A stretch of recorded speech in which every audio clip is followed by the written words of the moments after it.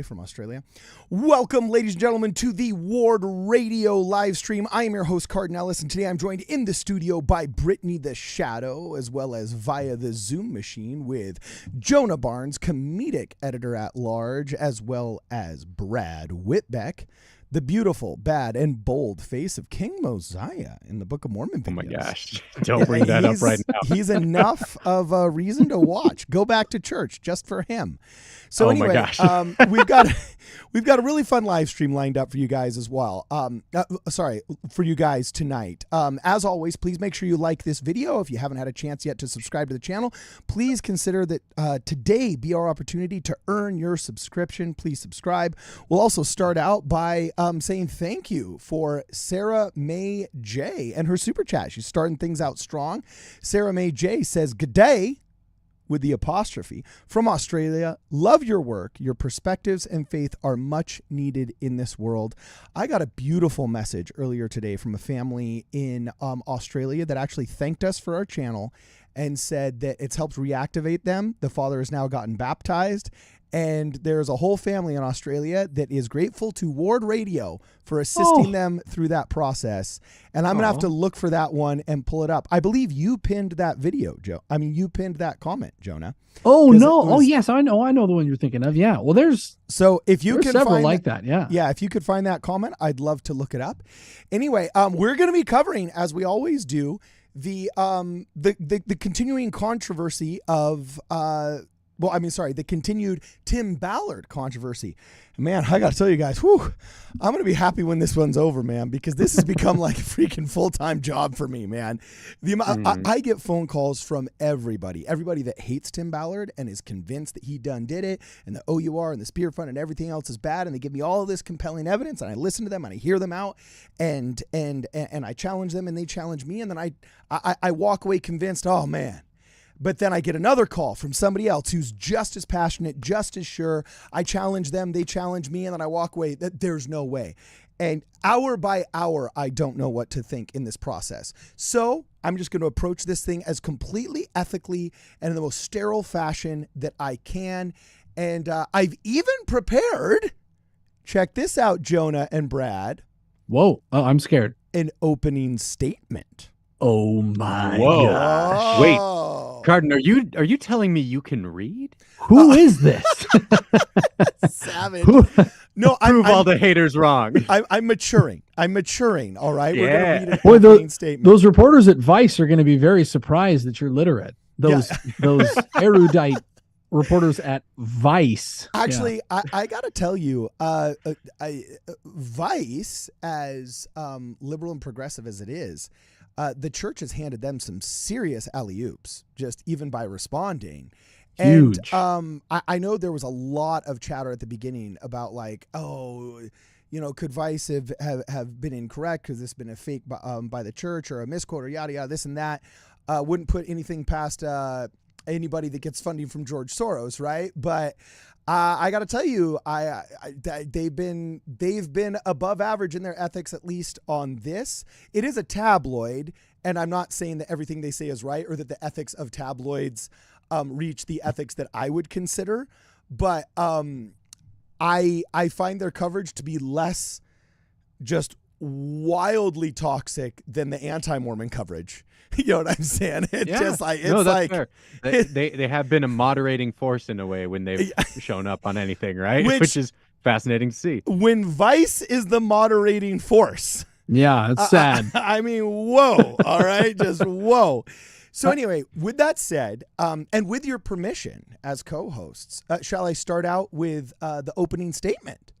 Oh, yeah. This is delightful, please. Okay, well then look up that comment from our friends from Australia. I'll be fine with that. You'll be fine with that? Yeah, I know you needed my permission. But yes, thank you, Brittany. You are a rose amongst thorns today. I mean, I taught you how to read. I'm a really good homeschool teacher. So. That's true. That was That's Brittany is the woman behind the curtain of the Wizard of Oz of Ward Radio. Yeah. Okay, so here it goes. Today, we're going to give everything we know about the current Tim Ballard controversy as ethically, efficiently, and accurately as we can. Okay, so on this show, we have one goal. We delight in truth, and we denounce deception, and we have fun. So it's actually a tripartite goal, okay? And this topic is very serious, though, but we'll still try and do all three. Delight in truth, denounce deception, and have fun. Now, before you get started, there is a disclaimer that we'd like to reiterate. And we've said this previously in other podcasts. What's that disclaimer? We have two of them. First, we are not apologists, all right? And we're not knee-jerk defenders of the church, the brethren, of Tim Ballard, of any of their employees or their organizations. And we do not pretend to represent the church at large. We've told you what we are, and we're going to tell you what we're not, all right? So we're not paid by Tim Ballard or associated with him in any other way other than our mutual membership at the Church of Jesus Christ of Latter-day Saints and the basic media-based correspondence we've engaged with some of these organizations with over the past week. And in reality, Tim's guilt or innocence is, though it's important in the conversation, we want to be able to make informed judgments, all right? It really is a secondary concern to us. Our primary concern is how the church, both official and cultural, with a big C and a little c, has handled this situation. After all, if we cannot efficaciously, how did you like that? Ooh. That one was a big word. That was a good one. If we cannot efficaciously, ethically, and properly handle a mid-level celebrity tabloid scandal in 2023, how on earth are we going to handle Official Declaration 3? By the way, I had to look that up. I wasn't sure how many official declarations there were, so I did indeed have to go look it up. So how are we going to handle Official Declaration 3 or Doctrine and Covenants 139? Or dare I say the second coming, which we all know is going to happen when, Brad? Oh, probably like 2033. You heard it here first, folks. You heard it here, folks. Oh, definitely. Yeah. So anyway, with that said, I will state ahead of time, no one is going to be in love with what they hear today. A very wise judge once said he knew that his judgments were good because both parties hated them. Our live stream today may be a little bit like that. There's plenty of intelligent, reasonable, and kind people who are going to reserve judgment in this whole thing until all the facts are presented, but they represent, unfortunately, an extreme minority, at least here on YouTube and on social media. Okay. Everyone else has an axe to grind. There's some people who have engaged in hero worship of Tim or of the brethren or of any of these organizations. And regardless of Tim's guilt or innocence being proven, an attack on Tim seems to be an attack on them. They perceive it. And it's almost like a fictionalized persona of Tim Ballard has become some kind of golden calf, and that kind of hero worship is wrong. Conversely, dude, sound of freedom derangement syndrome is real. Okay, Trump derangement syndrome is real. Church derangement syndrome is real. Okay, and the proximity of all of this negative coverage to Tim Ballard's rising star in some conservative circles and association with some more conservative politicians cannot be overlooked, right? So tonight we're going to do something really interesting. And nobody else is doing this, okay? I'm going to tell you everything I have gleaned in the past 7 days or 6 or 7 days of research and talking to all of these people. I swear I know more than the Salt Lake Tribune right now on this freaking issue. That is a low bar. It's Curtin. absurd. Low bar. Oh my Maybe God. Not. You know what I'm low saying? Bar. I've literally had every dude that's bumped into him on a bus in Los Angeles in 1992 and sneezed on him call me to give me their opinion and their side of the story, I right? can attest to this because I live with this man and his phone is ringing off the hook at all hours of the day. Yeah. So basically, just so you know, in this conversation, I'm only going to be saying things that I've basically been able to verify, and I've got a pretty strong ethos on this and a metric that I use. I'm really not going to tell you anything that I haven't been able to vet from a source that I trust, okay, that I view as serious and trustworthy, or that I've heard from multiple of those sources. You're not going to hear a lot tonight that I haven't heard from multiple people that I trust, unless I couch it and say like, this is a data point, but, take it with a grain of salt. At the same time, I'm going to prioritize people that are willing to go on the record. What's really interesting is everybody has an outcome that they want out of this situation, but they don't want to put their name on it and they don't want to commit. So they want to call me up and they want to tell me what happened and have me believe them and be on their team without having to commit to putting their face on it. So we are deprioritizing, unless it's necessary, because sometimes some whistleblowing does have to be done anonymously. But a lot of times it's just tribalism masquerading as insiderism. And so I'm going to be prioritizing statements from people who are transparent and willing to put their name on it and so on and so forth. And we're going to try and be as accessible, transparent, and on the record as we can. And we're going to start out refreshing people with a timeline, telling them what's up and showing examples. Brad, got something to say? Before we got 2 super chats to hit cover. Them. Super chats. We got hit us. Stephen Diamond says, a whole month of being a member, and when I look back on my super chats, I hope we all remember the Priesthood Restoration Site and Temple Rocks. Yes! Stephen Diamond, keeping it up. Not gonna let that go. This man is a legend. What does he repetition. look like? Repetition is the key. What does he look like? I imagine a guy who is... I imagine that he has white shelves behind him with some very carefully and nicely placed books, not Temple OCD rocks. organized, but Definitely Temple like Rocks. bookends that are Temple Rocks. You know what I'm saying? Yeah. I could see that, and I think I'm guessing late 30s to early 50s, bachelor's degree in a hard science. He's an engineer. That's what I'm guessing. I'm calling it right now. What are you thinking, Brad? What are you thinking? I think you're right. And there's only one way we'll find out, and I think it's to go out there and visit. I think we have Watch- to go out to the Priesthood Restoration Site. It's some like 62-year-old retired yoga instructor, or like it's some teenager's like account that he boosted from his dad or something. We were way off. That's hilarious. So okay, and then next up we got Braden yes. Stutz. And he's throwing in his 2 cents right off the bat, which I think we can synthesize in with the rest of the timeline we're about to give. Okay. He says, here's my take on the situation. Stop looking at it with your political eyes and start searching for parallels in scripture. You will be shocked at how you could really / possibly see this situation. Oh, I tell him to clarify. Like Expound on what that. exactly what parallels does he see? Because I think that's a very interesting take, you know. So before we continue, also I just want to admit my bias. Okay, on this channel, I always admit my bias. I don't know whether my life experience has helped prepare me for this situation, or if I'm just foolhardy enough to dive headfirst into this situation. But you know, I have been to the Supreme Court of the United States of America in a lawsuit against the County of Los Angeles. You guys can look this up. I thought you were being sued for taking a knife on an airplane.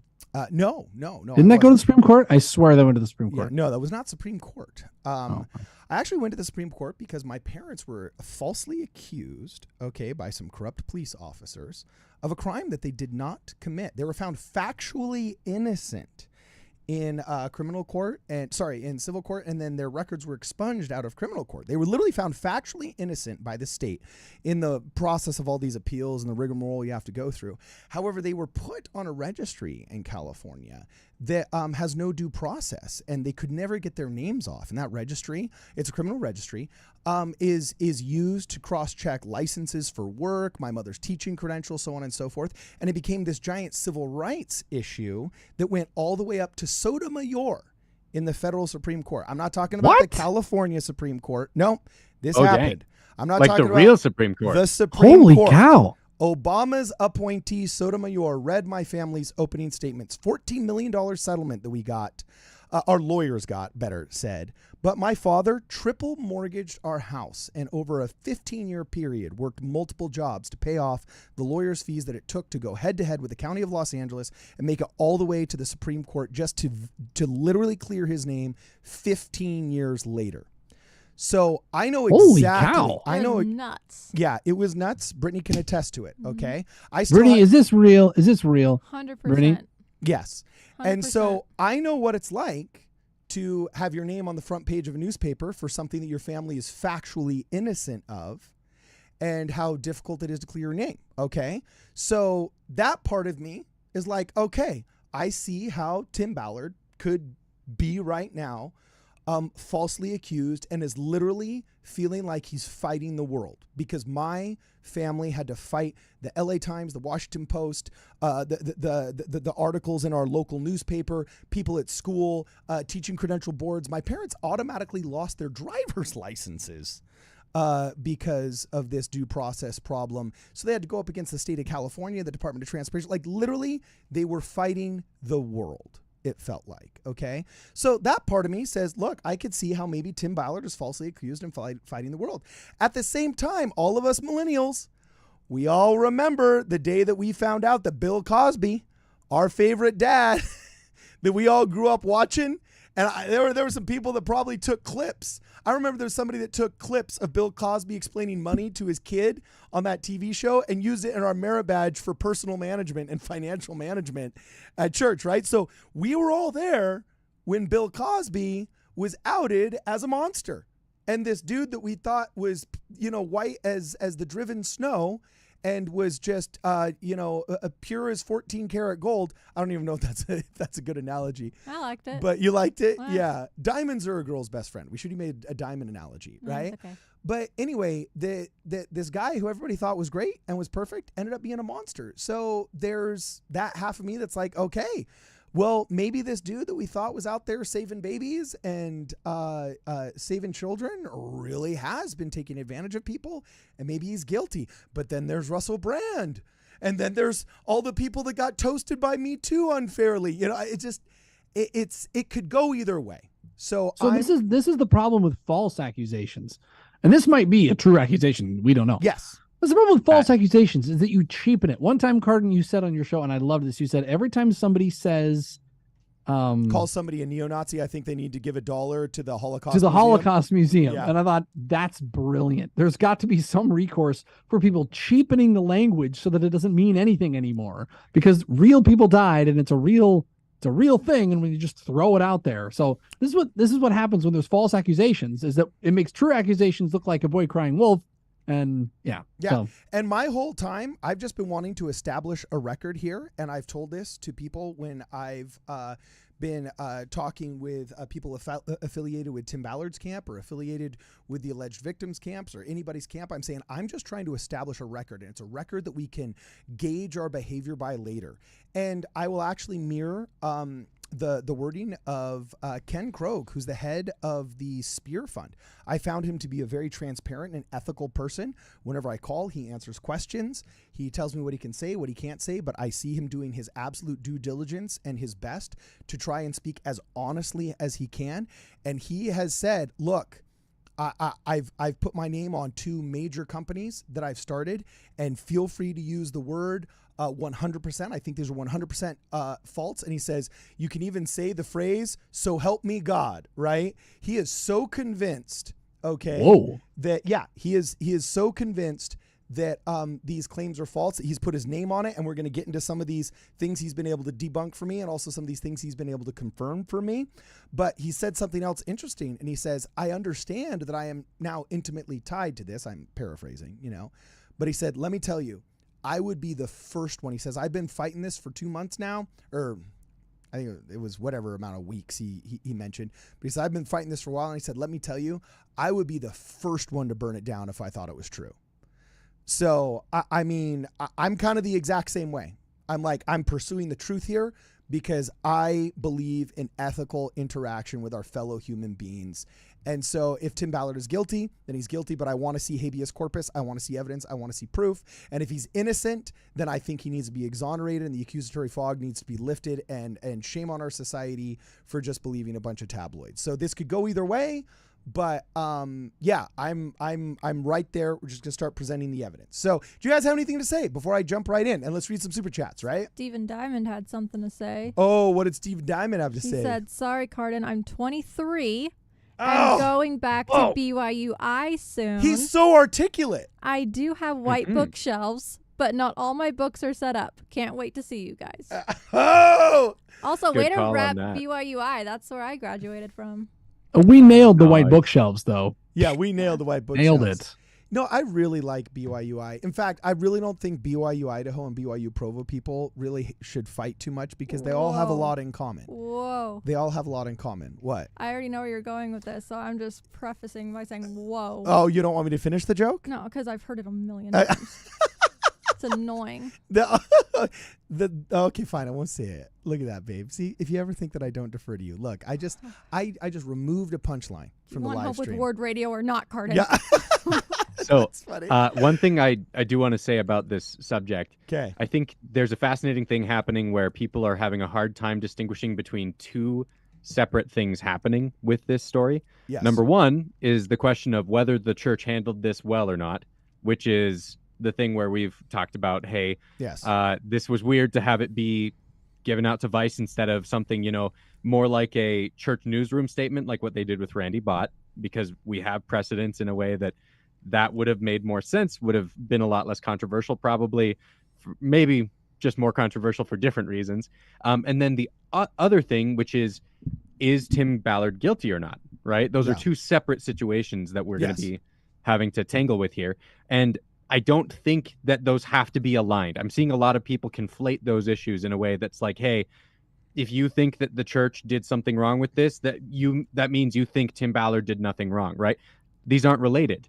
Yes. You can have the opinion that the church should have maybe handled this PR situation differently and still have space for Tim Ballard either being guilty or innocent, depending on what the evidence has to say. Because that's the other thing, is there is still a lot of lack of real evidence so far. Even the allegations that have come up, they're all anonymous, right? So, well, I've done salacious some as digging. They may be. Oh yeah, I've done some digging. You got more to give us? Let's get into it. Well, no, we'll get into it. But finish what you're saying.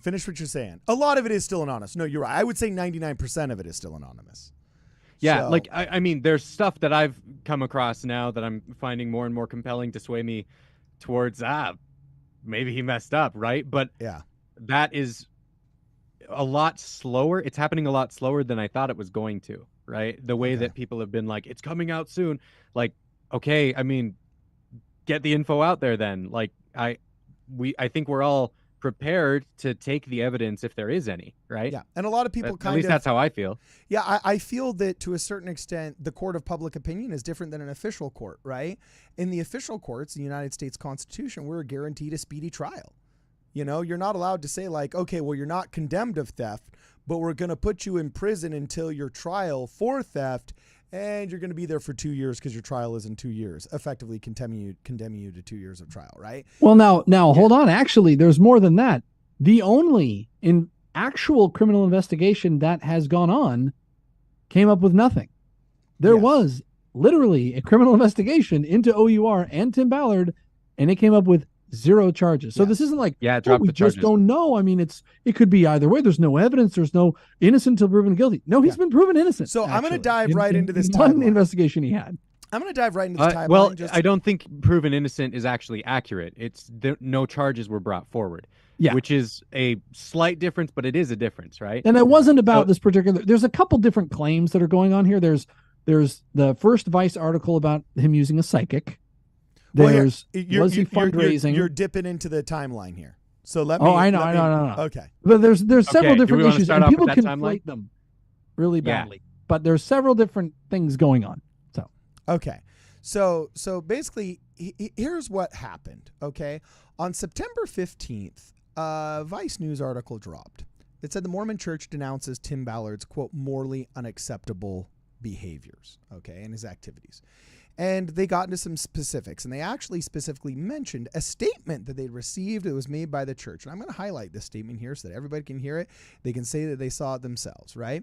In this statement, they said that President Ballard, M. Russell Ballard, beloved president of the church, right, was basically de facto condemning publicly via tabloid Tim Ballard, okay, for 3 specific crimes. I shouldn't say crimes. That's hyperbolic. But 3 specific things, okay? First was abusing the name Ballard and saying there was a deeper connection between them than there really was, presumably for fundraising reasons, okay? An unauthorized use of his name, okay? Morally unacceptable behaviors, right?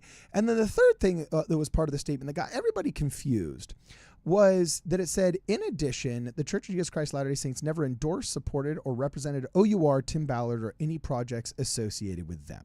So they said, look, Tim's over there. We don't have anything to do with him. And Tim is engaged in morally unacceptable behaviors, okay? And also, Tim has abused his friendship with President Ballard, M. Russell Ballard, so much so that M. Russell Ballard has now withdrawn his association with Tim Ballard. Now, these are some pretty hardcore claims, but they basically gave root to a ton of questions, okay?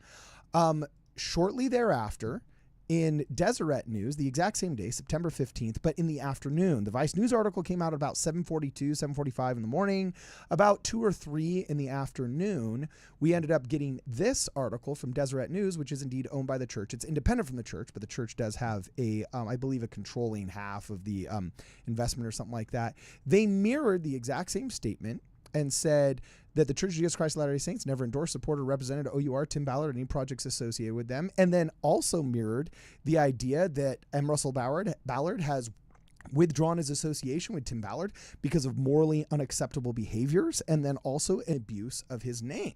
Now, this was kind of a bombshell, as the rising star of Tim Ballard, especially in the context of being a member of the church, was pretty precipitous. And his movie at that time was the #1 movie in Latin America. It had been a runaway success during the summer with a 99% Rotten Tomatoes score, even though it only had like a 60% critic score.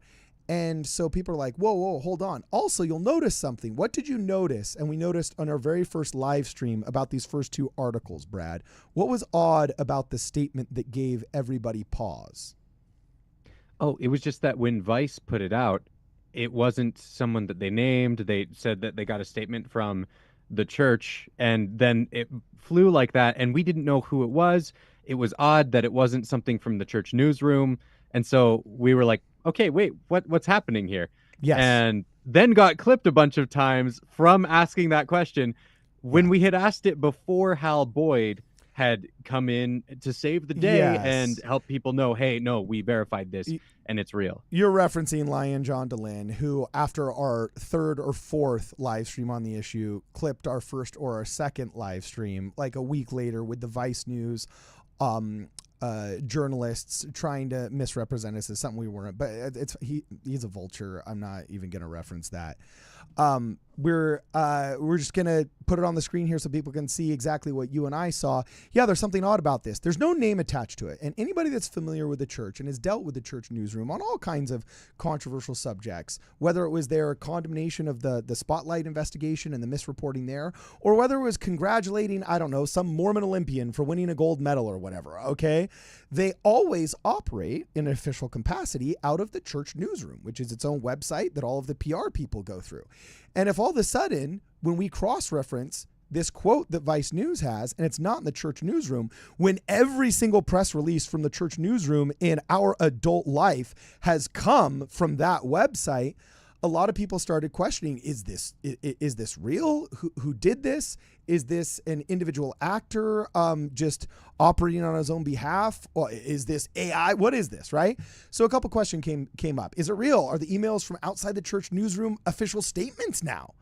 You know, what's the protocols for an official statement from the church? Does it represent the heart and mind of the president of the church, or just the 12 apostles, or just one apostle?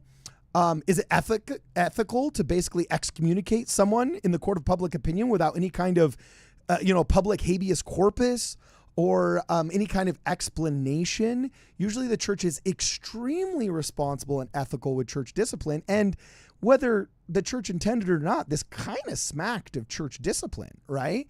And this seems so out of place. Has someone gone rogue? We didn't know because no name was attached to it. But by September 16th, Hal Boyd, who is the editor and is generally a very reputable journalist, was able to confirm that it did indeed come from the church. So now the question is, that church with a big C or little c? You wanted to interject, Brad.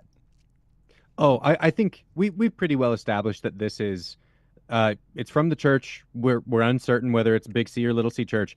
Yeah. We don't have enough information to change that one way or the other. I do have an interesting story that might fit that, but I think we should move forward to some of the more I was about to say, I'm literally just catching people up. Recent stuff, yeah. Yes, exactly. So anyway, a lot of people start asking questions, especially about the last statement in this, the last part of the official statement saying like the church never supported OUR. I mean, or Tim Ballard or any of his projects. My steak had a Tim Ballard fireside. I don't know if that reaches the threshold of what their definition of support is, but Yeah, I mean, I was a youth when Tim Ballard came to speak to our ward. I remember seeing him. yeah. So it's like, okay, well, does that reach the threshold? Does publishing his books and selling them in Deseret Book reach the threshold? I think it does. Also, there were myriad articles that Tim Ballard had on the official church news site that I get were tangential to the church, but still, that part of the statement was so factually incorrect for anybody that was even remotely used to dealing in the economy of celebrities or activities of the church that people literally thought it must have been a fake statement, because there's no way that anybody, unless extremely naive to who their members of the church are at large, could have written. So anyway, that's what threw a little people off. By September 16th, we'd live streamed a second time, asking why now? Is it politically motivated? And then basically September 16th to now is, I just wrote confusion in there, because a ton of articles come out accusing Tim Ballard of everything from telling women in a very, I'm trying to moderate this for YouTube, but telling women to become intimate in inappropriate ways under the guise of spiritual manipulation, supposedly saying that, oh, it's okay, a church endorses this because the church endorses me, so on and so forth. And that became the subject of many of these new headlines. They were almost like a bad joke, like, an ex-CIA operative, a Mormon apostle, and a psychic walk into a bar. It almost sounds like the start of a bad joke, right? And there was also a lot of focus on an operative that was used by OUR, who was also a member of our church, who allegedly has the gift of sight and would use that sight to hopefully help locate some lost children, which anybody familiar with the CIA or the military or the army or intelligence or even local law enforcement here knows that though it's not talked about a lot, psychics are actually used a lot. And I don't even think psychic in that terminology is the correct term.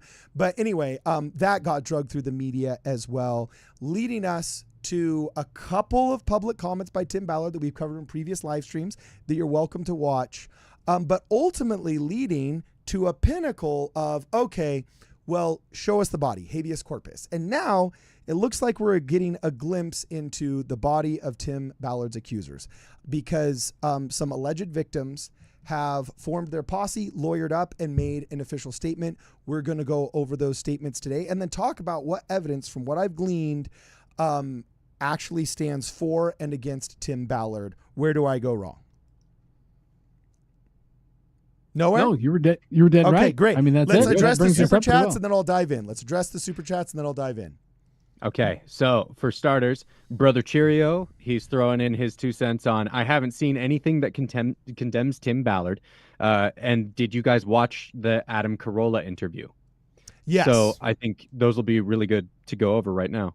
Yes, we're going to go over the Adam Corolla interview And as then well. Chance Bunker says, so I know a guy who was receiving texts from someone in the room of the disciplinary council on Monday, and Tim was excommunicated. Also, the vice statement was a rogue office assistant from Elder Ballard's office.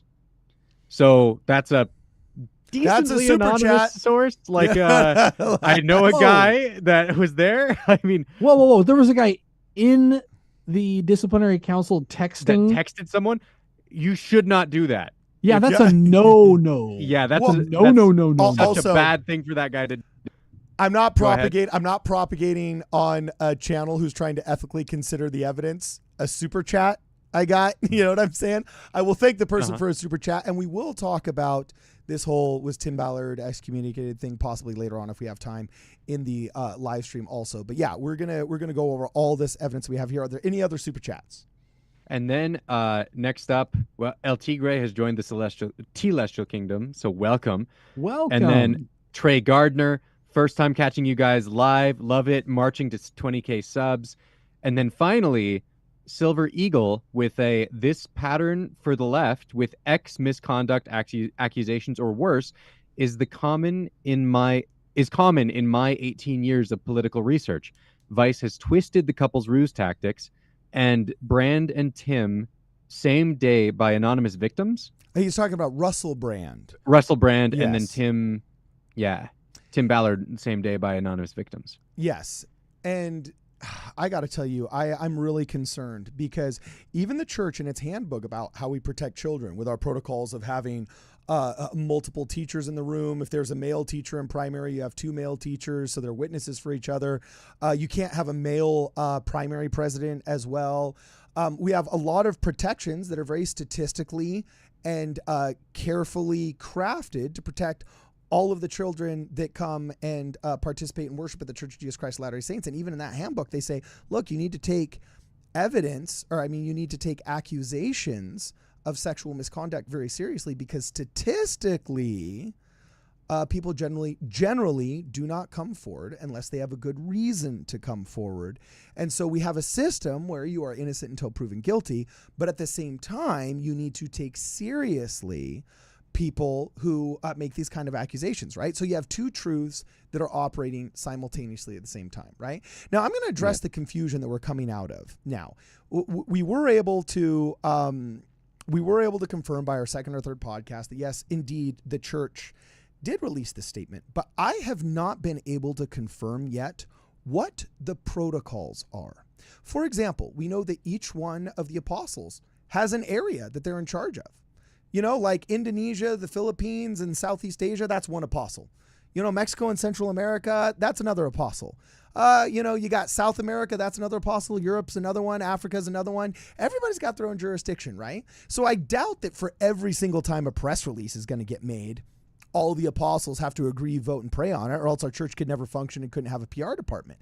So it's probably got to be less. Like if we're going to send a bunch of money to Mexico, I doubt all 12 apostles have to agree on how much money is going to go to Mexico, or how much aid is going to go to Mexico, or how much disaster relief is going to go to Mexico. It probably has to do with that one apostle.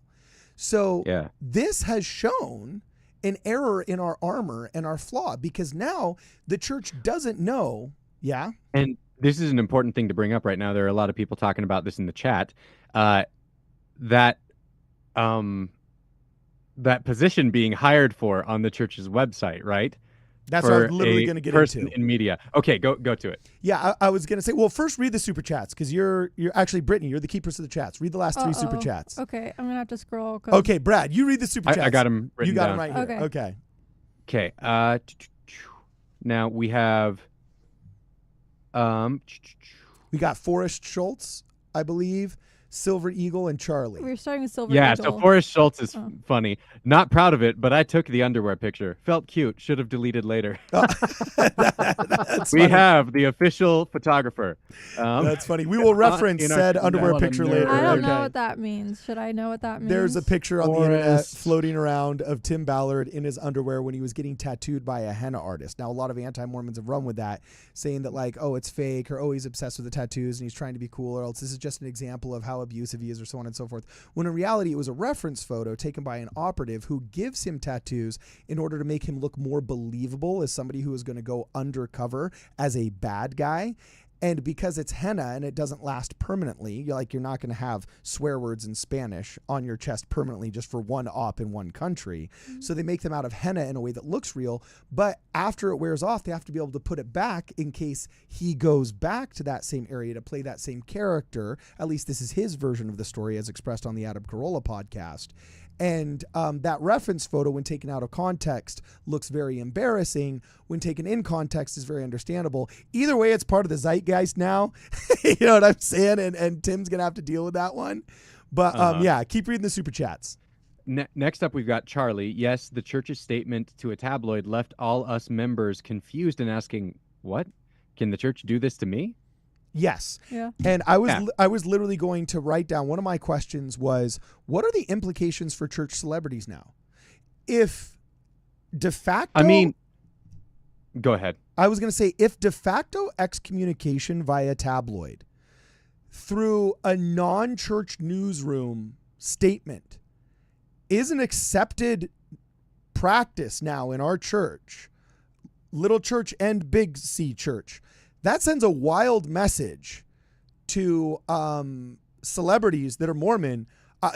Tim Ballard's PR guy is Jewish, and he says, look, I'm not a member of your faith, but that sends a huge message, like, you better get out now before you're famous, or else you're going to At get the same thrown under the time, though, bus. at the same time, though, if it turns out everything is true, then that does make it more understandable. I still think it was not the right move to make. I think it caused a lot of ruckus that it didn't need to.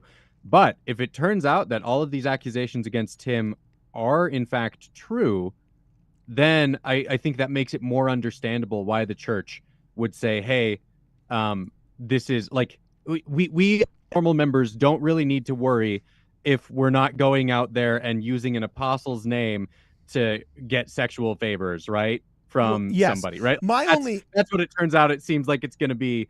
And then, so I don't think it's a real worry that we need to have. My worry would be my worry is even if the worst of this were true and Tim Ballard were guilty of every aspect of this, my worry is still procedural. Why didn't it come out of the church newsroom? Are we literally just accepting statements now from tabloids first that the members don't get to hear about first in the church newsroom? Like, even if the worst were true about Tim Ballard, I just still have concerns that are procedural, because just like John Adams defended the Redcoats after the Boston Massacre, I'm probably botching this historical reference. You know what I'm saying? You're right. That's right. Yeah. Okay, cool. Just like John Adams defended the Redcoats after the Boston Massacre, I still think they're filthy Brits. You know what I'm saying? Like, I don't think the king is right. I think we need independence, but we have to do these ideals and these values that we have procedurally correct, so we embody our ideals and values, or else then we become just as bad as some of our enemies in a mobocracy. Yeah. But here's the thing, though. Vice asked for this response, right? Yes. Which is another thing that I think we need to keep in mind. Your average church member is not going to have Vice asking for articles about them, right? This is, I think, a very unique situation. At the same time, I do agree with you still.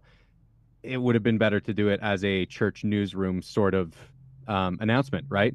Like they did with Randy Bott, like they did with Ammon Bundy, right? They've done this before, so why not this time? Ward Radio would like to apologize to all viewers and listeners who are located in the United Kingdom. We respect all Brits. We don't think they're filthy. That we settled that 200 years ago. We settled it. We settled it pretty good, actually. Yes, actually, the church in England is absolutely beautiful, and I'm actually hoping that we can do a Ward Radio trip there, which will actually be super fun. Hopefully, before one of my friends finishes his mission there. That'd be sick. Now, okay, so keep going with the super chats. Oh, ask what you want to ask. Yeah, I've got some stuff here, and maybe we can tie this in. Silver Eagle 1776 says Rose McGowan said anonymous victim is not credible, and she courageously came forward. Can we tie that into the conversation around the Adam Corolla stuff? That's I think where I want to go next. Yes. Let me just finish up the confusion in the timeline, because I think a lot of, especially a lot of the anti-Mormon coverage on this was saying like, oh, Mormons are rubes and they're stupid. But I actually was receiving phone calls from people. It's a single party posting state. So you're allowed to post a conversation that you had with somebody in the church office building, as long as it originated from Utah, right? And I thought one of these was very telling, and so I thought that I'd actually play it with you guys so you could hear. But here's one that was sent to me where somebody said, "Is this real?" And this was 2 or 3 days after Hal Boyd had already said, "No, we vetted this statement and it's real." But even days after it was vetted by the Deseret News, there was still so much confusion in the church office building. And I was able to speak to church office building employees who said, yeah, like, we can't get a straight answer. Our last meeting literally went over by 90 minutes or 120 minutes because everybody's demanding answers from this thing, saying, look, when we go to church on Sunday, people are going to be asking us a million questions. What do we tell them? And they couldn't get an official answer. So we're just going to peer into a 90-second phone call that we had. I've moderated the voices with a filter, so you can't tell who it is, but this is a call to the church office building that I think demonstrates where some of this confusion actually did indeed come from. Jesus Christ of Latter-day Saints. Hi, can I speak with the one, please? The communications department. Is he expecting your call? I'm not. I don't believe so. I just need a little bit of guidance. Oh, okay. What is your subject that you're calling about? Well, yeah, I don't. I've got a situation with this Tim Ballard deal with Oh. my wife, my children, my neighbors. They know that and that you've got these younger generation, my children, and their friends are saying the church is denying this. The church says no. We never use. The church has not made any official statement. The church has not made any official statement. So, Now, before we go any further, we do have to say, okay, she's probably referencing any new official statement. Okay, not necessarily saying the church hasn't made a statement at all. It's probably referencing a new one. they're not denying, or I just need to know what to tell my kids. I'm getting my ass. There hasn't been any official statement, right, as of yet. Okay. All that we've Do you think there will be one? I mean, I hate to bother you or anybody. Well, a good place to check is the church newsroom website. The church newsroom. If there's ever any statements made that are official from the church, they will be posted there. Oh, that's terrific. I can guide him because my father called last night and said, "No, son, it's on KSL." KSL just said they've confirmed it. So. Right. If the church has not made any official statement. Okay. All right. You've been terrific. If any Thank official you. statement comes from the church, it will be there. So if any official statement comes from the church, it will be there. And I'm sorry, when was this phone call? Days after. Okay. Days after. And so I'm not trying to dunk on the church. It's a large organization, and I don't think every secretary that answers every single phone has been calibrated and trained in how to do crisis management. Like Sandra Bullock in that one movie. What's that name of that movie, Brad? It's called like Our Brand is Crisis, I think was the movie, where she's seen it. Oh yeah, she's a PR person who handles only like absolute utter crisis scenarios and turns them around for like politicians that just caught in affairs somehow win elections like a week later because she comes in and she manages the crisis and everything. So I don't think that this is, I'm not trying to dunk on the church office building or anything, but I am trying to say that, look, even your most average entry-level employee answering the phones could effectively say what? Look, if the church has anything to say, go to the church newsroom, because that's where it comes from, right? Sorry, Cart, I have another question. Yeah, I'm what? coming into all of this blind. Who was on the phone call? Do we know who that was? Well, that one, that identity has been requested to remain anonymous. And so on and so so someone forth. sent Okay. you this. So yes, this was sent to us. Okay, got it. Okay. Exactly. And so I only use it as an example of many people have been dunking on people that doubted for a long time whether or not this was actually real. But if you're calling the church office building and they're saying, look, if we got to say something, it's going to come from the church newsroom, and there's nothing in the church newsroom, but it's showing up in Vice and it's showing up on KSL and it's showing up elsewhere, I could see where the confusion came from, right? So what was the next thing you said we wanted to cover, Brad? The Adam Corolla show? Yeah, and getting into a little bit of the newer stuff going on with this. Yes, exactly. So what happens is finally we get to come face to face, at least with the spokesman of all of these alleged victims. Now, this is where things don't go so well for Tim Ballard, especially in the court of public opinion. I have been privy to conversations that have been had with these women, and everybody that I've spoken to in regards to this has believed these women. Okay. And that is the evidence. Belief is the evidence of the court of public opinion. Okay. Naturalistically observed and recorded evidence is the currency of a court of law, but this is not a court of law. This is the court of public opinion. And everybody I've talked to so far uniformly has said, look, I believe these women, and even people that were maybe more pro Tim Ballard in this equation have been swayed to being in the anti-Tim Ballard side of the equation because of their conversations with these women.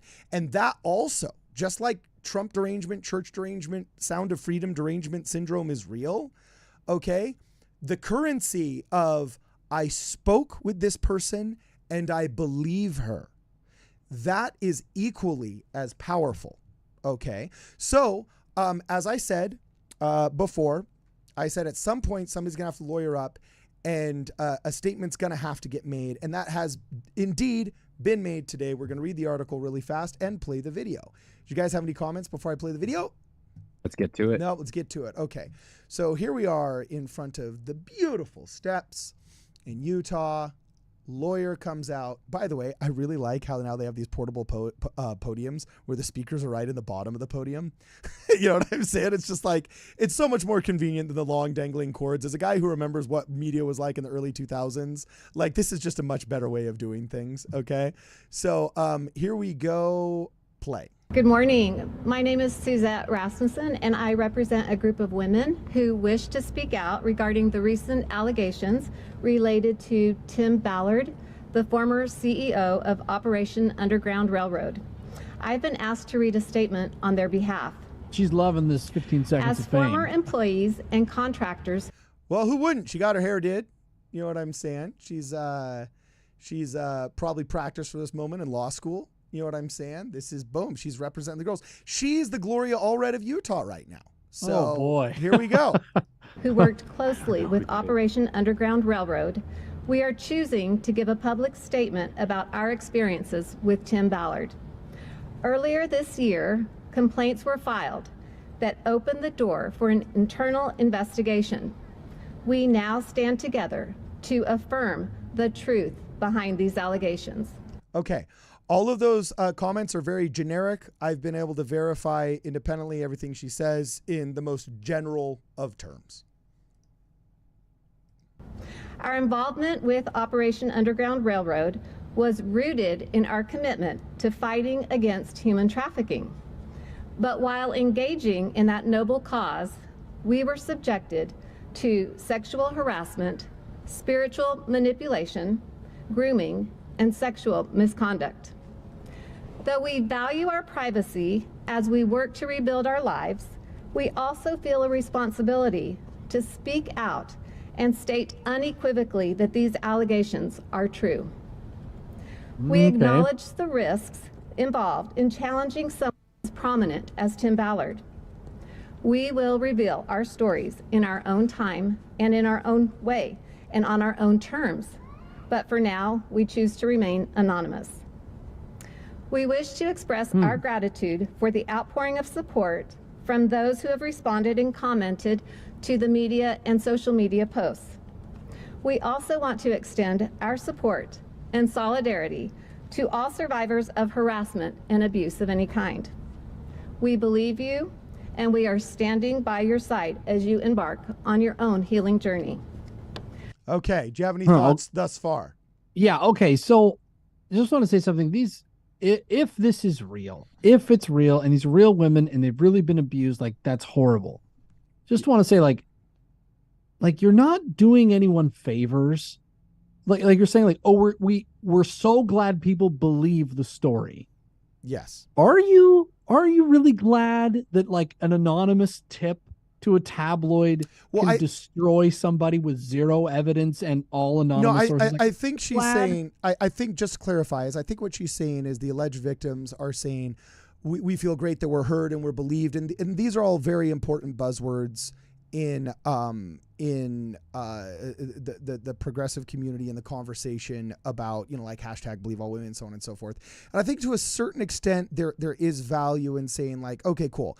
When it comes to, I'm trying to euphemize this for YouTube, but when it comes to that kind of accusation, we are going to give extra deference and access and believability to people that come forward, because right now the statistics show, okay, you don't get a get out of jail free card. It's not, you know, guilty until proven innocent. It's innocent until proven guilty. But we're going to lend a little bit more of a listening ear than, you know, somebody who says that, I don't know, he stole my Porsche might get. Okay. So this is a great comment here, and it's not a super chat and it's not from a member, but it's a great comment from Didge. He says, sorry, they cannot remain anonymous and get credibility, not when the cost of someone's life and reputation is on the line. Well, this is what I was going to say. I was going to say, I think what she said is good in the sense of, okay, you know, thank you people for their believability. But then when you say we're going to come out with more details on our time as we move on with our lives and as we operate from our position of preference, Well, no, that ethically goes against every concept of a speedy, a public trial, right to see thine accuser, so on and so forth. It's like, no, if you're hanging a cloak and an accusatory fog over somebody, I think you have an ethical duty to try and settle that matter. And if you have claims as serious as you say they have, let's lawyer up. Just like Ken Krogh says, I'll be the first one to burn this thing down if it's true. Just like every guy in here, if we had proof and evidence, some kind of, not even irrefutable, just something we'd hang our hat on that's not just a vagary or an anonymous tip or a source that was close to the subject says X, Y, or Z happened, or hearsay. If any of us had something that we could really hang our hat on here, I think your average Mormon guy would be absolutely furious with Tim Ballard. Yeah. Yes. Like the third commandment is do not take the Lord's name in vain. And these women's accusations have been, I know more details than this lawyer's even saying. Nobody has said, and I have to euphemize this for the YouTube algorithms, but I've been privy to the conversation of some of these ladies, okay? And nobody's accused Tim of going all the way, shall we say, for the subtitles. But everything in between in a coercive manner has been suggested as what happens. And if so, that should be taken very seriously. But again, I think anybody who believes in kind of justice bristles when they think, oh, it's going to be on my time. Brad. I will say, I mean, due to the nature of what is being addressed, I can respect the desire for anonymity. And the thing that makes me think, hey, okay, there's public anonymity going on, but you're starting to have some of these women meet with individuals, right, who are confirming their stories, right? Like with Eric Mutzos, with I think Jimmy Rex said that he had some of these women talk with him about it as well. I can see where they're coming from, and it's such a difficult thing to have to be dealing with. But at the same time, I think it would be a whole lot cleaner if they were willing to come forward and put their names down with the accusation, right? I think that would just make it so much simpler. Yeah, so what I've said is that if the reason why the jury's out with me and I'm still partially dubious of this is because I think if I were trying to do legal damage to Tim Ballard, if I were actually trying to settle a score based off of justice, based upon a real act that was committed to me, I would lawyer up. Now I'm a combative person. My coping mechanisms are different. Maybe the person that's the alleged victim has different coping mechanisms, and I can't push mine onto her, right? But if I wanted to do legal damage to this guy, I would lawyer up. Oh my gosh, there's enough Exmos that would pay for the best lawyer in Utah, if there was a chance to take down Tim Ballard.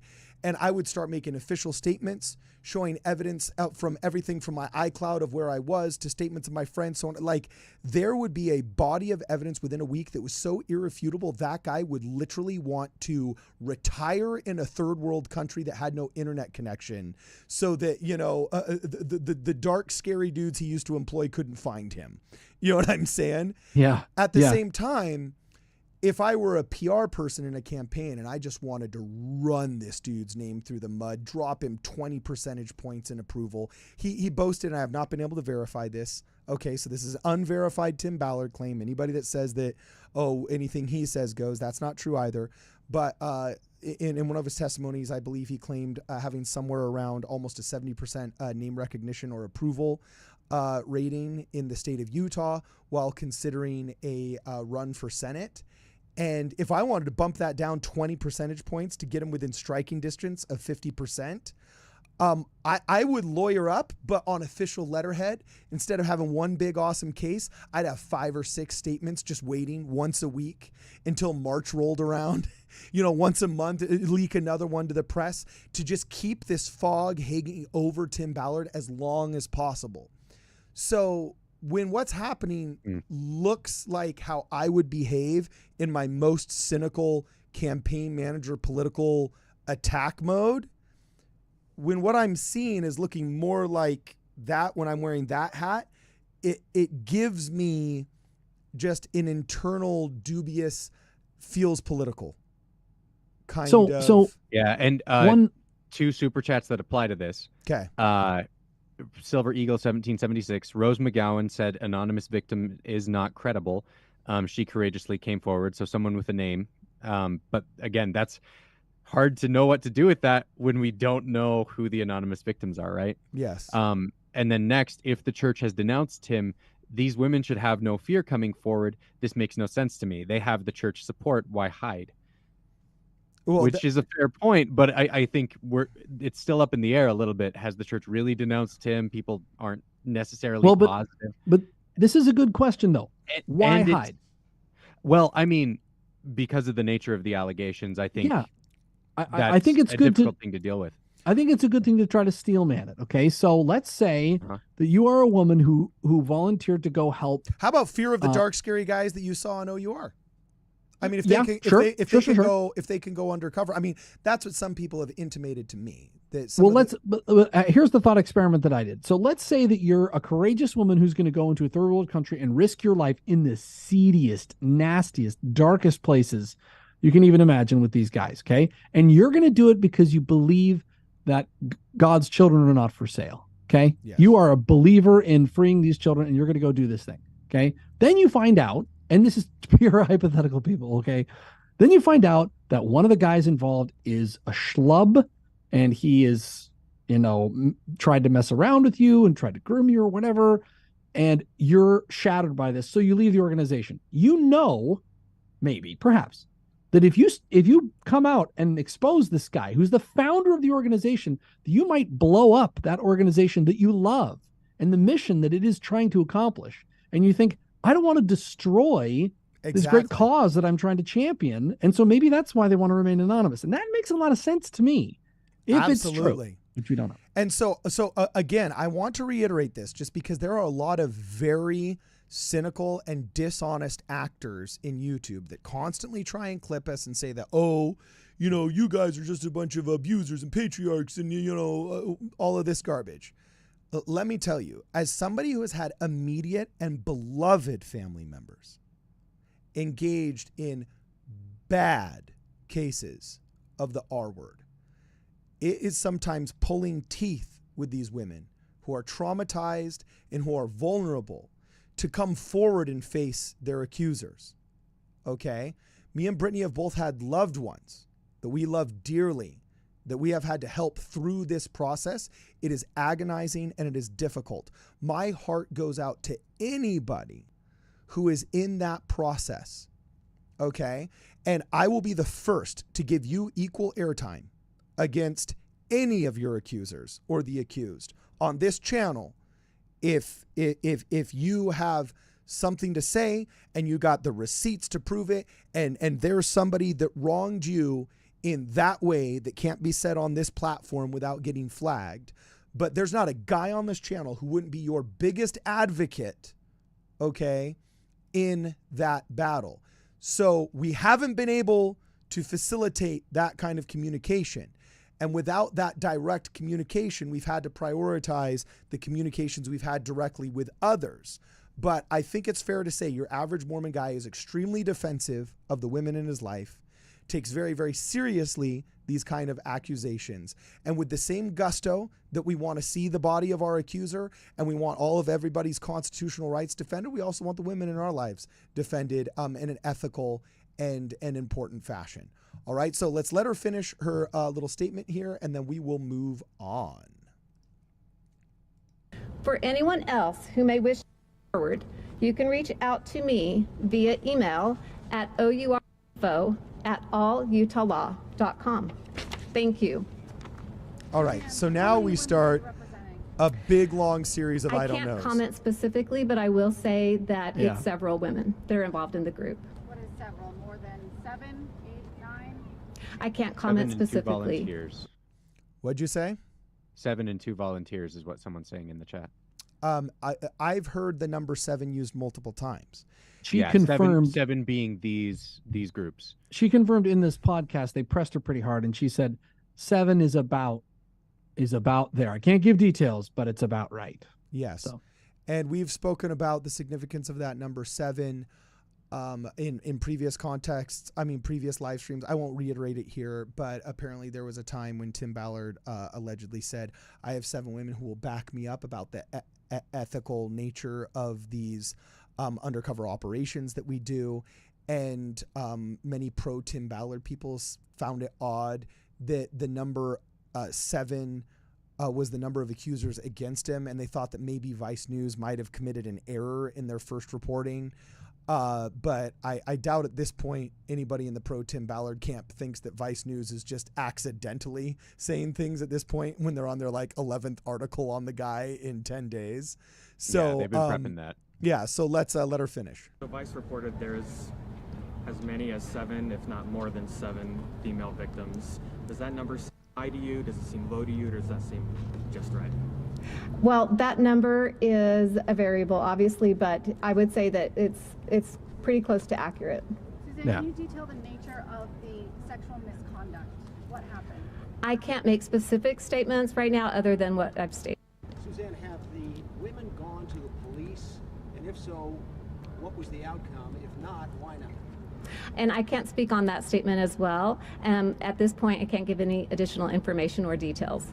As their attorney, what's your role? Are you filing a lawsuit, or what's kind of the next step for you as the attorney? I can't comment on the next steps, but more details may be coming. And forward. the Salt Lake Tribune has 9 minutes of her saying, I can't comment. Yeah, I was about going to say, under the risk of boring the audience, I'll just truncate what we see. She literally just says, I really can't make any more comments for the next, 5 minutes in that podcast. And that's where the frustration comes from. I don't want to be disrespectful, but when people throw around, like I saw in the chat saying this was like the biggest press conference of nothing, or like zero detail, or I don't remember what phrase they said, but basically she read a statement saying there's people that exist that are alleging claims against Tim Ballard, but I present no evidence of any specific legal action, police that have been talked to, lawsuits that have been levied, numbers of victims, nature of crimes. They basically just acknowledged that there's a dark fog of accusation out there that exists, and that the people that want others to believe the nature of that cloud of accusation appreciate that people believe them, and more details will come out on their time. And a lot of people are just left thinking like, well, crap, where do we go from here? Right. Yeah. So no, I do have some super chats that align with that. Hit it. First off, Silver Eagle 1776. If I had the church behind me, no burly man could shut me up. I would be scared, but so angry I would not hide. If the church was behind Tim, I would keep silent.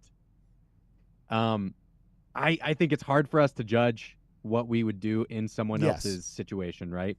Like these women they are people who were out there trying to help save trafficked kids, right? That's if these women come forth with evidence, Tim Ballard is screwed. Yeah. Oh yeah. It's right now we are all talking from a position of just like, okay, well, habeas corpus, show me the body of evidence and my accuser against me, right? And I get that I'm misquoting that term, and I should probably stop using it if it's not in its absolutely correct application. But yeah, we're operating from a point of not seeing a body of evidence. If that comes out, that is devastating for Tim Ballard. Next super chat we've got, where is Kwaku? LOL. From EJS. Kwaku threw an event tonight. He's at a party tonight. He's literally partying right now. He's teaching BYU boys that are geeky how to riz, and we're going to play this video at the end of the live stream, and it's freaking hilarious, all right? Or I'm not positive he's not being abducted by lizard people. Yeah, that's true. Oh, my gosh. There's a high probability. I've never seen Kwaku and a lizard person in the room at the same time, so how do we know that he's not the lizard person and that this is a reverse-engineered psyop? Oh, the whole time. Whoever thought that's going to get clipped. That's going to get clipped by Jonathan right there. Exactly, right there. Now, Glenn, can you believe these guys? Can you believe they think lizard people? Glenn Hickman says, Oh my God. You're vicious, If man. Tim Ballard is excommunicated and we find out the church statement was correct and everything was done properly by the church, what will you have learned from this? Okay, that's actually a very good question. That's a very good question. I'll offer my answer first. If he was indeed excommunicated, again, all my problem with this whole thing has been procedural. So even if it was true, even if it was real, even if he is the monster that they're claimed to be, I don't believe in de facto public excommunication via tabloid, especially a tabloid that's a general enemy of the church.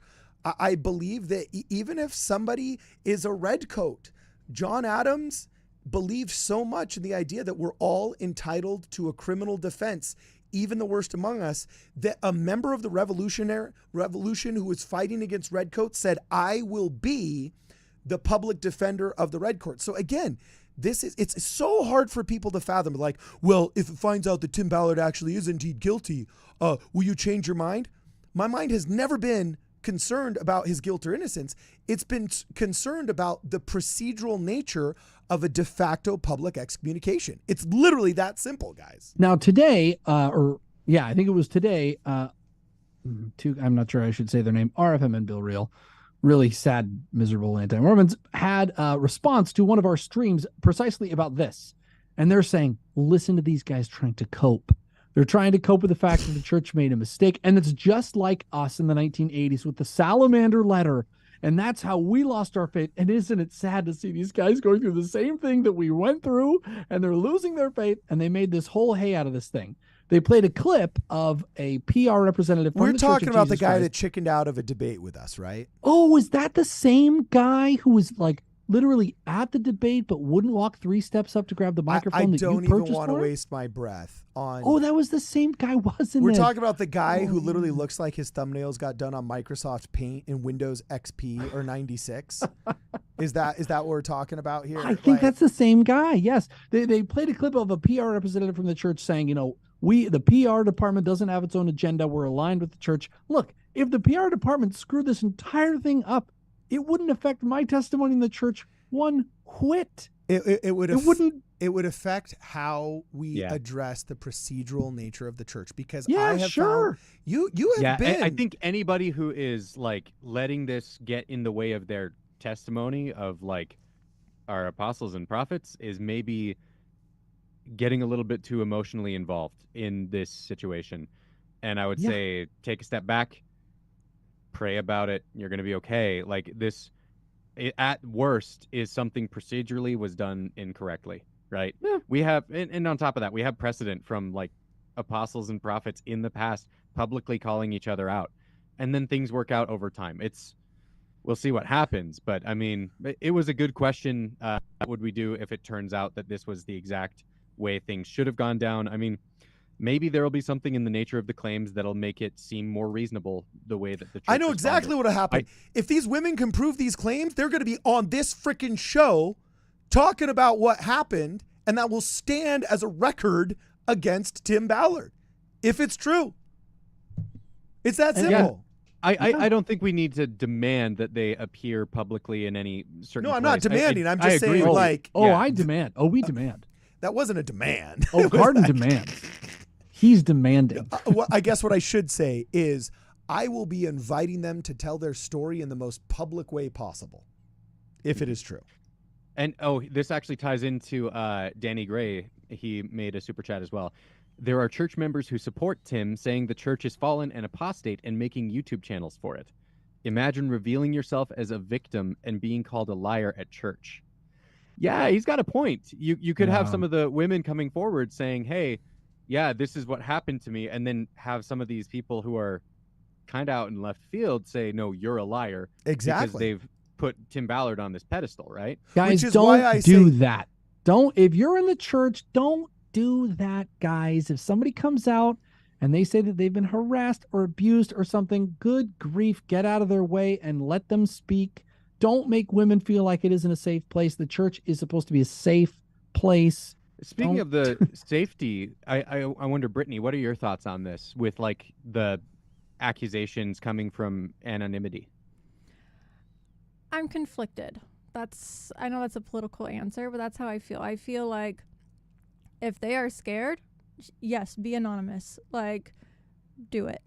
At the same time, I'm thinking, wow, if it was one of my loved ones that's a male and women were coming out and they wanted to be anonymous and just throwing all these accusations at him, I would be like, wow, like, I want to protect this male in my life. Like, state your names. Like, if you're really going to be that ballsy, state your name. So I'm conflicted. I'm conflicted by being a girl and, you know, loving femininity, and then also trying to protect men in my life too. So it's, I don't know. To me, I look at this and I kind of feel like we've already had this argument, and it was resolved with the witness protection program. And I'm not saying that, we need to put these ladies in the witness protection program and so on and so forth. But I'm saying we've already balanced two competing truths. We've balanced the truth that some crimes won't get reported unless you can start that process anonymously. So we should allow some of these crimes to be reported in the beginning anonymously. But we also need to juxtapose that with our constitutional rights, okay, of being able to face our accusers, being able to know what we're accused of, having a speedy trial, so on and so forth. And the way that our justice system, back before it operated in almost completely political function, you know what I'm saying, would say, okay, you can start the process anonymously. And if you can't afford a lawyer, we're going to give you one. Okay. And if you can't afford representation, you're going to receive it. And if you're feeling threatened, we're going to put you in a protective environment where you can make your statements and you can make your official testimonies done under the security of the state and the DA that is going to be processing this crime on your behalf, because our society at large does not believe that women should have to suffer at the hands of men like this. And if you are feeling threatened or getting threatened, then we're going to slap a restraining order on this guy, or we're going to put you in protective custody, or we're going to park a cop in front of your house. But at some point in this process, so that the accused's constitutional rights are not violated and they have a chance to see the body of evidence, they get to have discovery and they get to know who and what is accusing them, okay? At some point, they're going to have to know who you are in that process as well. So we're going to put up protective barriers in between the two. We've balanced these questions already. How do you prosecute the mafia if there's a whistleblower against the mafia that's afraid of the mafia? You have protection programs. I think you're right, and I think we've hit this balance pretty well. Brittany, don't feel bad at all about your position. I think you're dead on. I think you're right on. I mean, I usually am. Every honest person should be going, this is kind of hard. This is kind of conflicted. I feel like everybody should be saying, it could be either way. I'm a little conflicted about this, but we need to take a moment, everybody, to welcome into the ward John Walters, who has just joined the Telestial Kingdom. Welcome to the Telestial Kingdom. Yo, what's up, John Walters? Welcome to the ward. All those who would like to support John Walters and joining the channel, please show by the uplifted hand. I'm not doing it. I'm not doing it. I refuse. How dare you? That's We're so glad to have new members joining, guys. Don't forget to like the stream and share the stream with your loved ones there. Yeah. Okay, also, cool. Before we move on, can I say something? Yes. Okay. So I've been watching the chat, and I'm not going to call out anyone individually, but there's a lot of low vibrational energy people in the chat tonight. So I think it's easy to hate and criticize. I'm asking everyone to maybe vibe a little higher in your energy, maybe come with a little bit more empathy and understanding going forward. Hey. I don't know what that means, but it sounds great. Cool. Vibe Brittany, higher, people. Vibe higher. Yeah. That's a good note for like this situation in general. I think it's very easy for us to infect everything with our politics and be like, hey, if I'm against people I perceive as right wing, then hey, I want Tim Ballard to be guilty. I'm going to take anything said against him as 100% true, whether or not I need to, or whether or not there's good reason to, right? Yeah. And at the same time, there are people who are like, hey, if I'm even vaguely against people on the left, then hey, none of these women's allegations are even credible or should be looked at, right? I think let's just drop some of the extremism. Bring up your vibe. Is that what you said, Brittany? Yeah, like raise your vibrational energy. Like, let's all come a little bit higher. I think try to improve things. The us versus them mentality is just, it's very low vibrational. It's an easy one, so maybe challenge your mind a little bit more and find some empathy and understanding. That is such a nice way to say, shut up, idiots. Not going there yet because I'm high vibrational, Jonah. Yeah, I was going to say. Now, You are a rose amongst thorns, as said before, Brittany. Yeah, thank you. Okay, hit it, Brad. I missed another one from Brother Cheerio. He said, what makes these women very believable? I'll tell you, to me, the thing that makes them believable is that they were the type of women who were going on stings, on jumps with OUR to try to save children, right? They have talked with several people that I find to be credible who have said that they believe them, right? This is all of the things in their favor why I might see them as credible. Especially with like Eric Moutsos, and I think, was there something from Greg with Quick Media as well? And then Jimmy Rex standing up to say for what they had to say was true as well, and him getting a little bit more specific with it, and at the same time ending his podcast by saying, hey, if you do want to help save children, here are ways to do it. That's a thing that I've been watching for, is like, is this person just against OUR, or are they actually like supportive of the cause of saving children? This is a good thing that Jimmy Rex is doing there, right? So those are all of the reasons, to answer specifically, why I think they are believable, right? Okay, I think we've already covered why they might be suspect. Yeah, so the Jimmy Rex thing, there's lots of people in the chat saying, talk about the Jimmy Rex thing. So I watched the whole Jimmy Rex thing, okay? Jimmy Rex essentially says, everything that you've heard, I have insider information. I know these people and I've spoken to them. None of them are going to come on record or give their names, but they've said some really horrible things. Now, he went further to say that this isn't just the regular allegations of harassment or whatever, that he did indeed go all the way, and that he completely destroyed his temple covenants and broke the seventh commandment. And he says it goes all the way, destroying families, and the church is smart, and so they got ahead of this thing, and that's why they put it out there. That's the theory he puts out. However, just like everybody else, Jimmy Rex has no names to give, no evidence to give. It's all just hearsay again. So I know we're all freaking out about Jimmy Rex like he's some kind of clairvoyant psychic or whatever, people, but he's saying the exact same thing that everybody else is saying.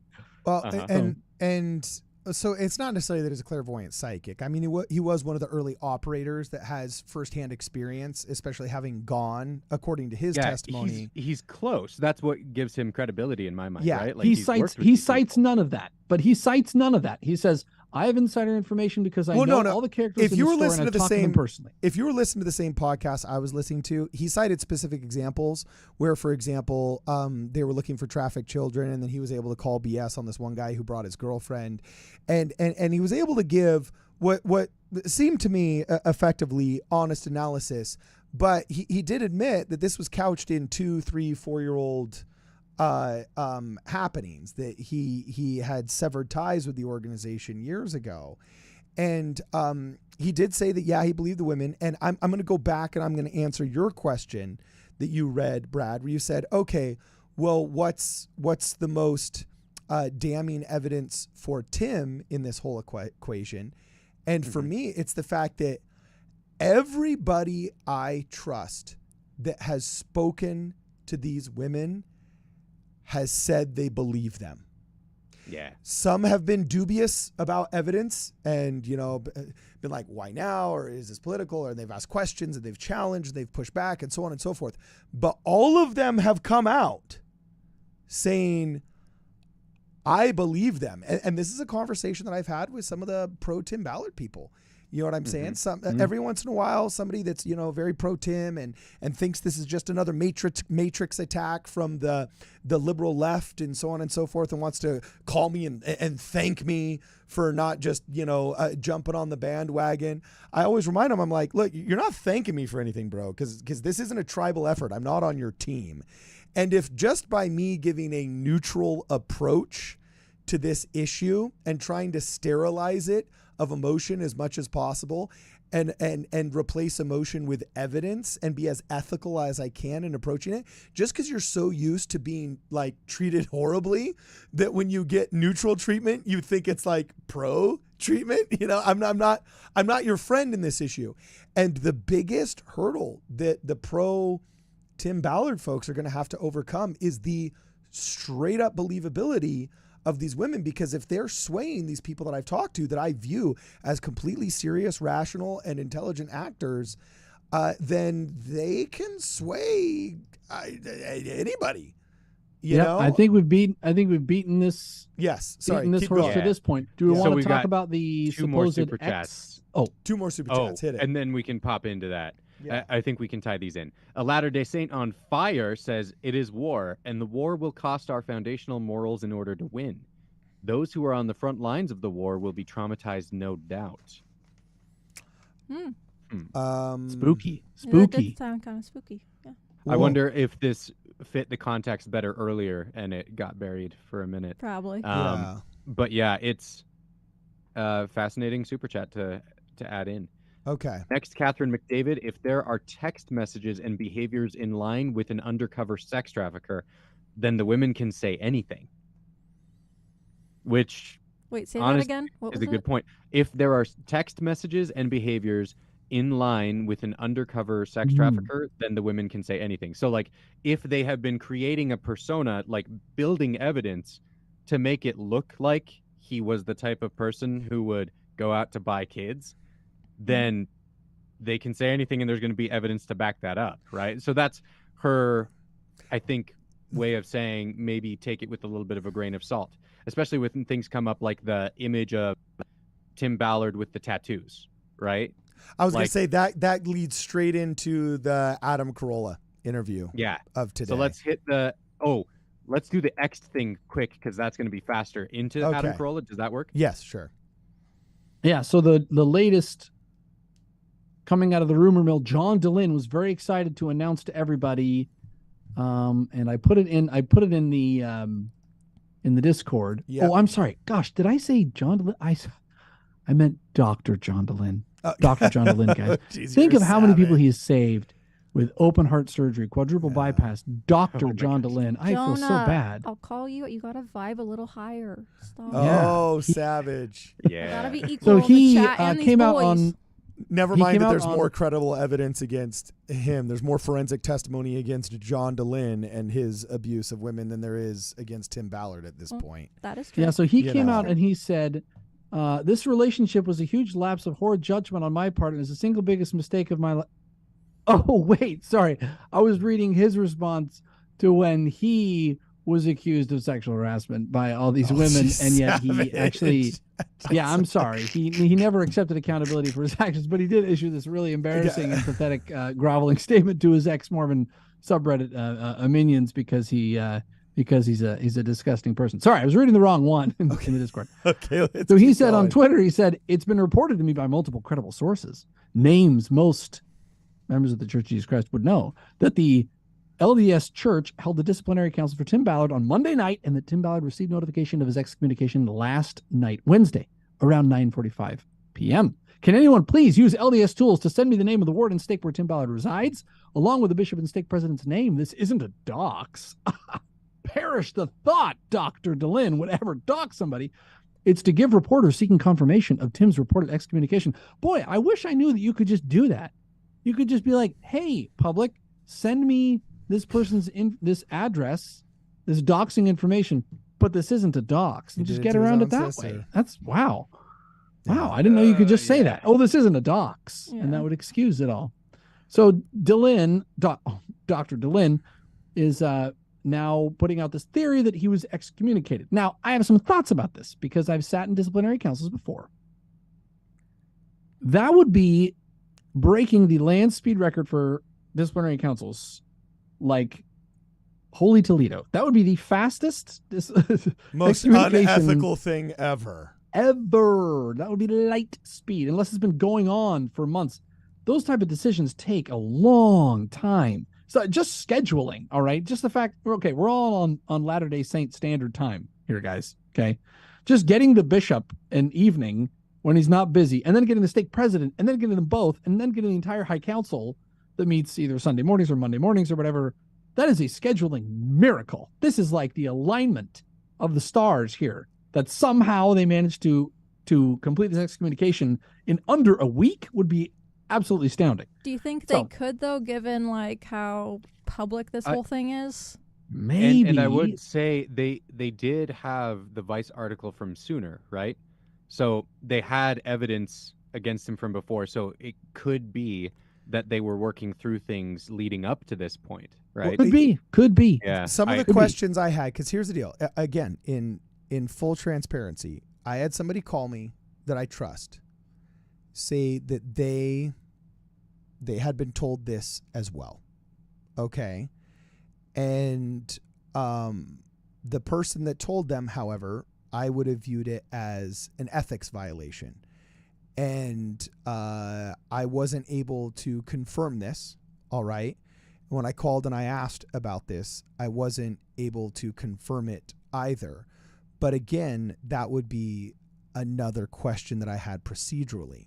And it's another reason why this whole thing has given me pause as well, because the cynical part of me, the one that's been to the Supreme Court, the one that grew up in Los Angeles, the one that was an investigator in New York, and so on and so forth, okay, thinks,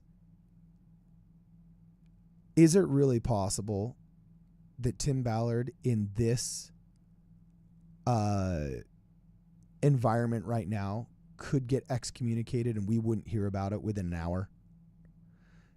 You know, and also that process, the church is usually so ethical in these courts of love and these excommunications that I almost feel like one of these people would have to come forward to testify. It's like a little mini court almost. Have you ever had an experience where just a tabloid's article was sufficient? It might be sufficient to launch an inquiry, you know, but the inquiry would begin in the bishop's office, and then the bishop would talk to the stake president, and it would ping pong back and forth. So unless this has been going on for a long time, that seems really fast. Yeah. So the thing, but also, what evidence do we consider in disciplinary? I think fits your point, Jonah, is the way that Tim Ballard said that his stake president and bishop had not been talked to at all yet, right? I was going to say that's the that, thing Brad. that makes me wonder, like, yeah, he was lying or I don't know. And again, I was going to say that will be devastating for Tim if it gets out and there is proof positive that he has indeed been excommunicated. That he's said multiple times, I'm a member in good standing with my church. Now, also, if it gets out that he has not been excommunicated, this is one of the few provable things that exists out there, right? A member of his ward only has to have a snapshot of LDS Tools last week and then a snapshot of LDS Tools this week with his name not on it. You know what I'm saying? And we'll know, right? Well, actually, I should. Is your name off when you're exed, or? Well, you're no longer an official member of the church. But they take your name off? Well, actually, I don't know that, so I take that back. I don't know if that's actually the way the app works, okay? But I'm just saying that if there's proof that he has indeed been excommunicated, that's a vicious data point against him. Oh, yeah, you know, sure. Like... For sure. Well, somebody said they got a text message from someone in the disciplinary council. So we know one thing's for sure. There is not one disciplinary council with Tim Ballard involved. There's either 0 or there's 2. Because if somebody in that disciplinary council is live texting ex-Mormon podcasters about the results of that disciplinary council, then y'all are going to be called in for your own disciplinary council. Because that is breaking your oath. And again, that just lays credence to the fact that it's all procedural, right? So anyway, okay, let's keep going. Catch us up on Super Chats, Brad. We're all caught up. We had one that was somebody put in extra. It was, I've done a lot of my own research and I could not do justice of my work by typing it out in a text, so I'll say this. Look at the Tim Ballard story and look at the crucifixion story for parallels. Yeah, I've heard people say, look at Tim Ballard and look at Joseph Smith, and I'm always so uncomfortable with any kind of those equations. Tim Ballard is I think I'm more comfortable if we're going to compare it to scriptures, to compare it to what's going on with like Moroni and Pahoran, when Moroni writes his angry letter to Pahoran, and then Pahoran responds, and they're able to resolve their issues together. Even though Moroni is very harsh against Pahoran when he has inadequate information, right? So, unfortunately, I mean, we're talking a lot about things we don't know. Yeah, I don't think we compare Tim Ballard to Jesus Christ, our Savior. I don't think that's a good idea, Yeah. nor Yeah. to the Prophet of the Restoration. But So everybody's let's- experienced false accusation, or there's instances of false accusation, but there's also Bill Cosby, so it can go either way. Yeah, So- exactly. So Do we want to talk about the This video? is the not Quick just- fun video. the did you want to go over the Adam Corolla interview? Let's talk really about the fast? Adam Corolla thing. Yeah. Okay. So anyway, today he appears on Adam Corolla, right? And just here's a little segment. We'll just watch a couple little segments right here. First, he shows up and he speaks individually. Okay. And Adam Corolla show, it's very popular. I know a lot of people. It actually surprises me. Like John DeLynn was on his show saying, like, I don't know who this guy is, but he's just a podcaster, and how dare he question Vice and this and that. I'm like, well, bro, Adam Corolla is actually a movie star from the 90s. He had an Oh, really? entire show called The Man Show. I have no idea who he is. With Jimmy Kimmel, okay? You know what I'm saying? He had an entire show called The Man Show with Jimmy Kimmel. You've seen memes that were created from him in the early 2000s you didn't even realize were his. You know those men that went on the street corner and were able to get all the women on Hollywood Boulevard to sign a petition to get rid of women's suffrage? Suffrage? Yes. Yes. He made this big sign that says, "Stop women's suffrage. Women are suffering everywhere because of suffrage. Stop women's suffrage." And he got all of these women to sign this thing saying, "We want to stop women's suffrage," because they thought it was suffering. Like, so these two comedians were genius and they were hilarious, and they ran a show called The Man Show. And he was one of the earliest adopters of podcasting.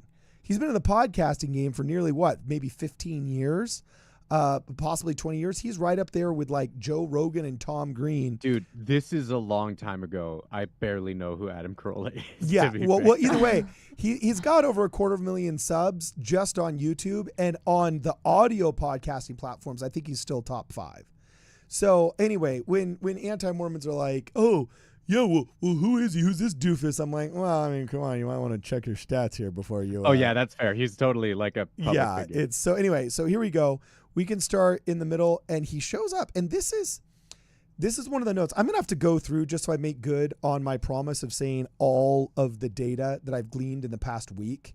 You know, I've promised multiple times that I'm just going to tell you everything I know, and everything I know, it's literally, I've been taking copious notes here on this clipboard literally all week. Yeah, that was a great. Copious, word, guys. One of the things that I wrote here that I found was just wild is a lot of people have said, if Tim Ballard's guilty, you know what I'm saying? Oh, people are in with it, and so on and so forth. Man, something that impulsively, not just me, but a lot of people have said, like, oh, I don't know, is he's been with his wife, and his wife's been going to bat for him in a lot of these scenarios. And when I was in New York and we'd investigate a scenario, and, you know, you get closer to the bad guy and so forth, yeah, there'd be a lot of loyal figures that say, oh, no, it's all lies, and especially with infidelity cases and stuff like that. But then there was also, you'd start meeting the people that, you know, the girlfriend of the sister-in-law or the friend or the doorman or whatever, they'd be like, oh, yeah, no, he's a great guy. But there was this one time, you know, and you'd start forming a collage of experiences, and you'd start realizing not everybody liked this guy, and then you'd finally realize, okay, yeah, he's actually the bad guy. If I haven't encountered that yet, everybody close to Tim Ballard has been a fierce loyalist, okay? And not a crazy loon, but just the most committed declarations of this is 100% not true have been from people in the pro-Tim Ballard camp, and his wife's been going to bat for him. And if this is a conspiracy, it is a dang big conspiracy of like 20 people adamantly saying that he is not guilty. So this is why I say I am undecided. I don't know what to think some days, because everybody that I trust, that I've talked to, that has spoken to these women, says, I believe them. And that sways me. And I think, whoa, holy smoke, man, you're a smart guy. And if you believe him, oh, man, I probably will. You know what I'm saying? And at the same token, everybody surrounding Tim Ballard is like, no way. And it's too many people to be a conspiracy. So I cannot judge, right? So anyway, let's go here. He shows up with his let's play some of the clip. Helped her out of her hell. Okay, and that was written contemporaneous to the other. Sorry, here we go. We're going to move a little bit forward, okay? But here he talks about the famous picture. He's there with his wife, Catherine, I believe her name is. And it makes complete and utter sense. Yeah, you have a big heart on your right thigh made out of barbed wire. It's the kind of thing that these guys would help. And that, no, that's, look, and look at when you're getting the massage, you're doing the treatment, they see this, they're like, this guy's crazy. That's the F word in Spanish. Above your groin there? Timmy. Oh, sorry. He always washes it off before he comes home. I do. Poor wife. I don't like this side. I don't like this No, side. I don't let her. I feel bad. So anyway, right now they're literally talking about this picture that's been floating around the internet.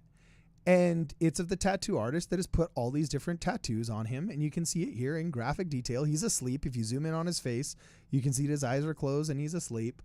But yeah, here he is talking about this embarrassing video. Previously, John DeLynn, when he was trying to dunk on Tim Ballard and his Dr. Yes, John DeLynn. Dr. John DeLynn. Pardon, when please. Dr. John DeLynn was dunking on this video, I thought it was so strange. He said like, oh, well, why does Tim need to get tattoos? I view that as inappropriate and it's not a good use of funds and unnecessary. And I'm like, bro, so now as an anti-Mormon, you're bemoaning tattoos? I think you'd be celebrating it, right?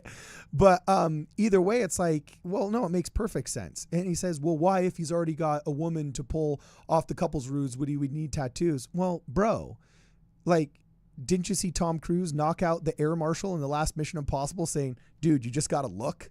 You know, like you can always spot the Fed. You can always spot the cop in your ward. They try and blend in, but they can't because they look like freaking cops, right? And if I were sending operatives in to forget child trafficking, let's just say Navy SEALs going into, I don't know, do a drug bust or something, I want to make sure they got the haircut and the tattoos and the bad shirt and the costuming and the couple's ruse and the secret gun stashed in the ankle. You know what I'm saying? Like, I want to make sure that all 7 parts of the costume are complete, but let's let him finish talking. She's saying this because I take time to. Sorry. But a bad guy sees something like that, and boom. I've made 1,000,000 miles right there with them. Well, what you're looking for, and you can take the picture down before Catherine has to lose her cookies into the trash can. Woman. You're looking for tenths and percentage points. Every little thing adds up, from the car you pull in to who's playing your wife to do you have a tattoo. I mean, it all adds up to a number, and you need that number to work. That's right. So we're going to play this a little bit faster. You can get from even a piece of jewelry to a way you say something to, you know, if they offered you a drink, I don't think you'd go, no, I don't drink. You'd go, yeah, give me your best tequila, you know, or whatever that is. It's all part of it, right? Yeah, I mean, I don't drink, so I actually, look, I've been doing this for so long, I'm really good at it. Mm-hmm. So I don't, you know, I even have little things like Now I'm going to stop right there. He talks about how he backwashes into Coke bottles in order to not drink. But we're going to go back to where he speaks, I believe, about this right here. Some bizarre narrative that the government sets forth, or the powers that be set forth. I saw it all through COVID. You just run afoul. It happened to me. You know, they go, we're closing schools, and now I got 2 kids who are sitting home for a year and a half, and then I say you should open the schools, and then they attack me. There's something going on. It's not the direction to go as a country. It's very third world, but we're living it. And you ran afoul of the left, essentially, and now they have to take you down. So there was a Vice article about you with lots of allegations, but anonymous women, and maybe you can speak to that. So he basically sums up the situation here, saying, look, this is what's happening to you, and he gives him a chance to defend himself. I've been accused, first of all, of everything, like anything, you name it. I've been accused of being a trafficker, a pedophile, swindler. I mean, everything you can think of. So, and she always told me this one's coming, and I said, nah, this one wouldn't come, you know. It's allegations that pertain to. We talked about an operation, how we protect ourselves by having female partners, and. So he's going to describe now what has been called the couple's ruse. It's gotten many different names. And by the way, this is something I did in New York City when we were doing internal affairs audits for the NYPD. if there was a guy that had a no drinking order as part of his divorce court or a custody battle or something like that, and cops got wind of the fact that he was having a party at his house, if there wasn't enough IA officers to do it, they would subcontract to private investigators who would have to go out there, and I'd grab a girl that usually it was one of the girls that I did acting gigs with or modeling gigs with or something like that I knew could play a role, and we'd fake that we were a young couple just looking for real estate in the neighborhood. And oh, hey, what's up, dude? How you doing? Yeah, what's the real estate like on this street? They're having a block party. Oh, it's great, man. Go meet people. You know what I'm saying? Here, I'll introduce you some neighbors. Oh, and we're walking around holding hands, pretending like we're looking for real estate. When in reality, as I'm taking pictures of her, I'm taking pictures over my shoulders at him, seeing if he's actually consuming, a beverage or associating with people he shouldn't associate with, or doing something that is against whatever his court order is or his stipulation with the department is. And so, yeah, it's called a couple's ruse. And I've literally engaged in this firsthand while doing, IA audits. Yeah. And Brittany, this is exactly what Carter and I were doing when we went to that One Direction concert and we were watching 10 Things I Hate About You on the beanbag chair in the middle of the night. I had my suspicions. Part of the work, Brittany. Okay. Yeah. We've explained this. We've been over this. Okay. Yeah. It wasn't 10 Things I Hate About You. It was The Notebook. That's our movie, Jonah. You said you didn't want to watch that with me, Carter. What's happening? Because it's Jonah's. No, I just... That's funny. It's the couple's ruse. It's just part of the couple's ruse, Brittany. Come on. I will say, though, about the couple's ruse thing, man, if it ended in, destroying the marriages of some of these women, that is just so tragic, I get that there are reasons that it may be a useful tool, but, there's got to be something going wrong in the training at the very least, right? If they're going to be having things go down in a way that it ruins their marriage. Also, again, this is transparency on both sides. And I've said this in other live streams. This is not new. But people that I've talked to who on the inside with OUR, you know what I'm saying, have said, and only under anonymity. So again, they're not putting their name on this. And it's second tier evidence, shall I say. But these are people that I trust that I've talked to that said, none of us like this idea. None of us did. In the risk reward analysis, we just saw it as bad. We thought that we could do it with some other function. There was a select few. Actually, I shouldn't say none. That's hyperbolic. But there was more than one that thought it was not a good idea in the risk reward analysis.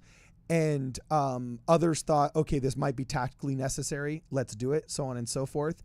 And that this is what brought the smoke initially. In the first reports that happened 1 and 2 years ago, was over this couple's ruse thing. So I was able to confirm that there were people at OUR that did not like the idea. Now, that's not a smoking gun. Doesn't mean that he's guilty of it, so on and so forth. It just means that people didn't like it. And if it's true, as it's been intimated to me, that some of these people making these complaints were operatives that maybe were not really trained. They might have been donors. They might have been volunteers, people that wanted to contribute. Man, if you're a woman who wants to go out and it is so easy to bite off more than you can emotionally chew. Yeah, and Danny Gray says even cops struggle in rehab after being undercover from his super chat. I never chose a Mormon girl from my ward to do the limit. I have very limited experience with this. It's only a couple of times, all right? But let me tell you, last person I would choose was some Mormon mommy that just wanted to go out and help. Do you know who the best female operative at the firm that I worked at was, that would do the kind of undercover attractive, what we were called was attractive agents. But the undercover attractive agent, do you know what she was? The best one at the firm. Straight up military chick that would work on leave. Girl was a savage. She could field strip an M16 and put it back together and then drop a 9mm. I mean, the girl was an absolute beast. And I'm like, yeah, okay, cool. Yeah, I can fake a couple's ruse with you. You know what I'm saying? Am I going to drag Janet Allred, who's preparing a Relief Society lesson, you know what I'm saying, 2 weeks ago, to all of a sudden go to some third world country strip club? I remember how I felt as a grown A man who was 6'5" and 210 pounds my first week in Argentina. It was practically overwhelming. And I'm a dude that I was a foot taller than everybody else there. And I was like, whoa, this is Whoa. I don't know how you must have felt in freaking Russia. Even in New York, man. I lived in Manhattan. That first walk home after dark through Harlem, whoo! I was glad I was as tall as I was. Okay, but also we don't know these women's backstory, right? So they could have been the savages that, were ex-military or whatever, and something really terrible happened. What has been intimated to me from people that I trust is that the backgrounds are disparate, but their stories are similar. Okay, and what they say the formula was of one Tim Ballard. Now, is that because they've kind of had a long time to get their stories straight? Again, I don't know. It's not a smoking gun. However, pattern recognition is something that humans are good at, and it's something we use to figure out whether we think somebody is actually guilty of a crime or not, is pattern recognition. So again, it's one of those things where it's like, it's a data point, but I can't decide which way it goes. Let's let them finish speaking for themselves. Of kids doing that. And so the timing is so interesting. I don't know who these people are. They're still anonymous. The people making the allegations. People making the allegations. I mean, I've talked. We have. How many wives have you had in these operations over the years? Well, I'm not the only operator. So there's roughly 5 to 6 that I have seen work with different operators in different operations, and I'm talking to all of them. In fact, they're doing videos right now and they're posting, saying nothing ever happened. This was completely professional. We rescued kids and so forth. Okay, I haven't seen any of those videos yet.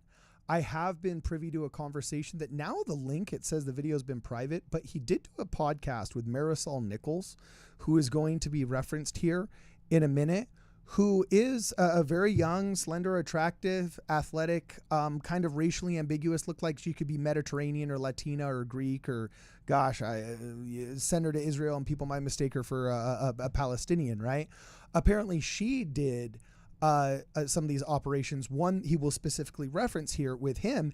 And I watched that podcast where they talked about what happened.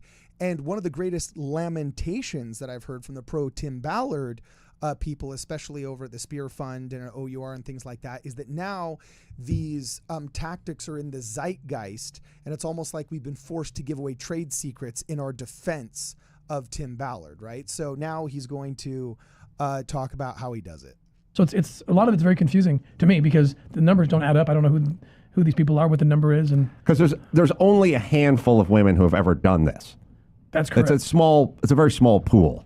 Very so very if true. if there's 5 or 8 and you've spoken to them and they're not making the allegation, then who are these women who are making the allegations? That's the question that we need an answer to. And what's in it for Vice? Well, they've been after me for since the beginning. I mean, these guys are after me. The very first hit piece they did in 2020 on me had to do with the most ridiculous thing. I testified before Congress about the border wall, and I mentioned the story of a girl who we rescued herself, but she had been trafficked through a border, a wall-less section of the border, and ended up being raped for years in New York City. And she rescued herself.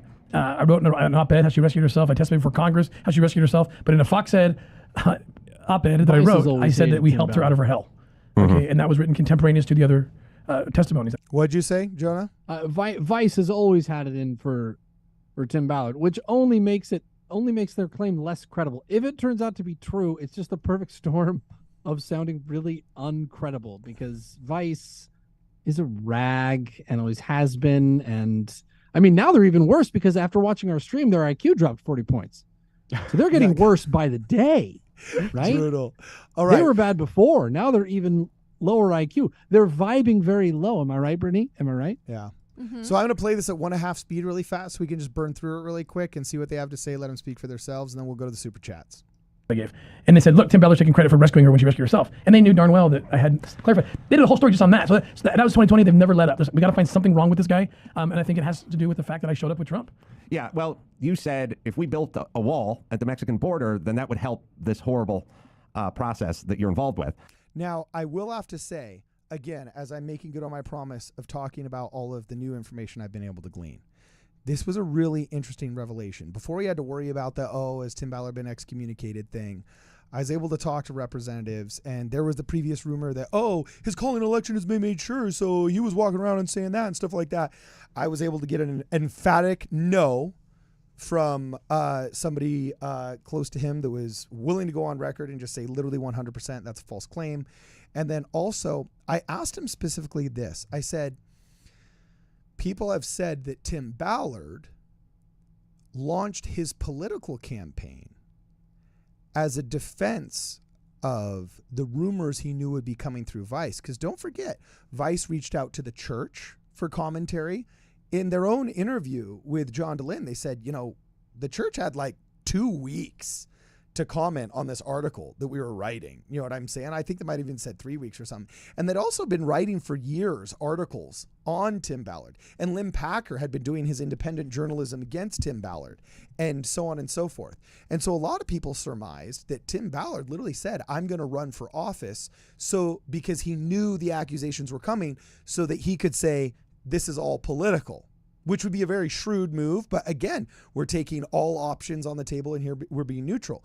So I asked Ken Krogh, president of the Spear Fund, who is literally the CEO of, he's the commander in chief of Tim Ballard's organization right now. I had a conversation with him, right?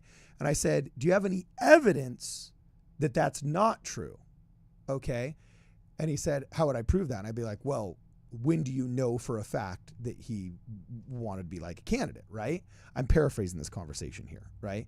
And he said, I know exactly where I was and exactly where Tim was when he decided to be a candidate, and he knew that he needed to do something from a political position of power instead of a public charity power. He told me exactly where that position was, and it was when he was at the airport going to X premiere. I don't remember the name of the city. I can't pronounce it, but it was on a way to a premiere. And he said it predated our first knowledge of any of these new hit pieces from Vice coming out by at least a couple of weeks.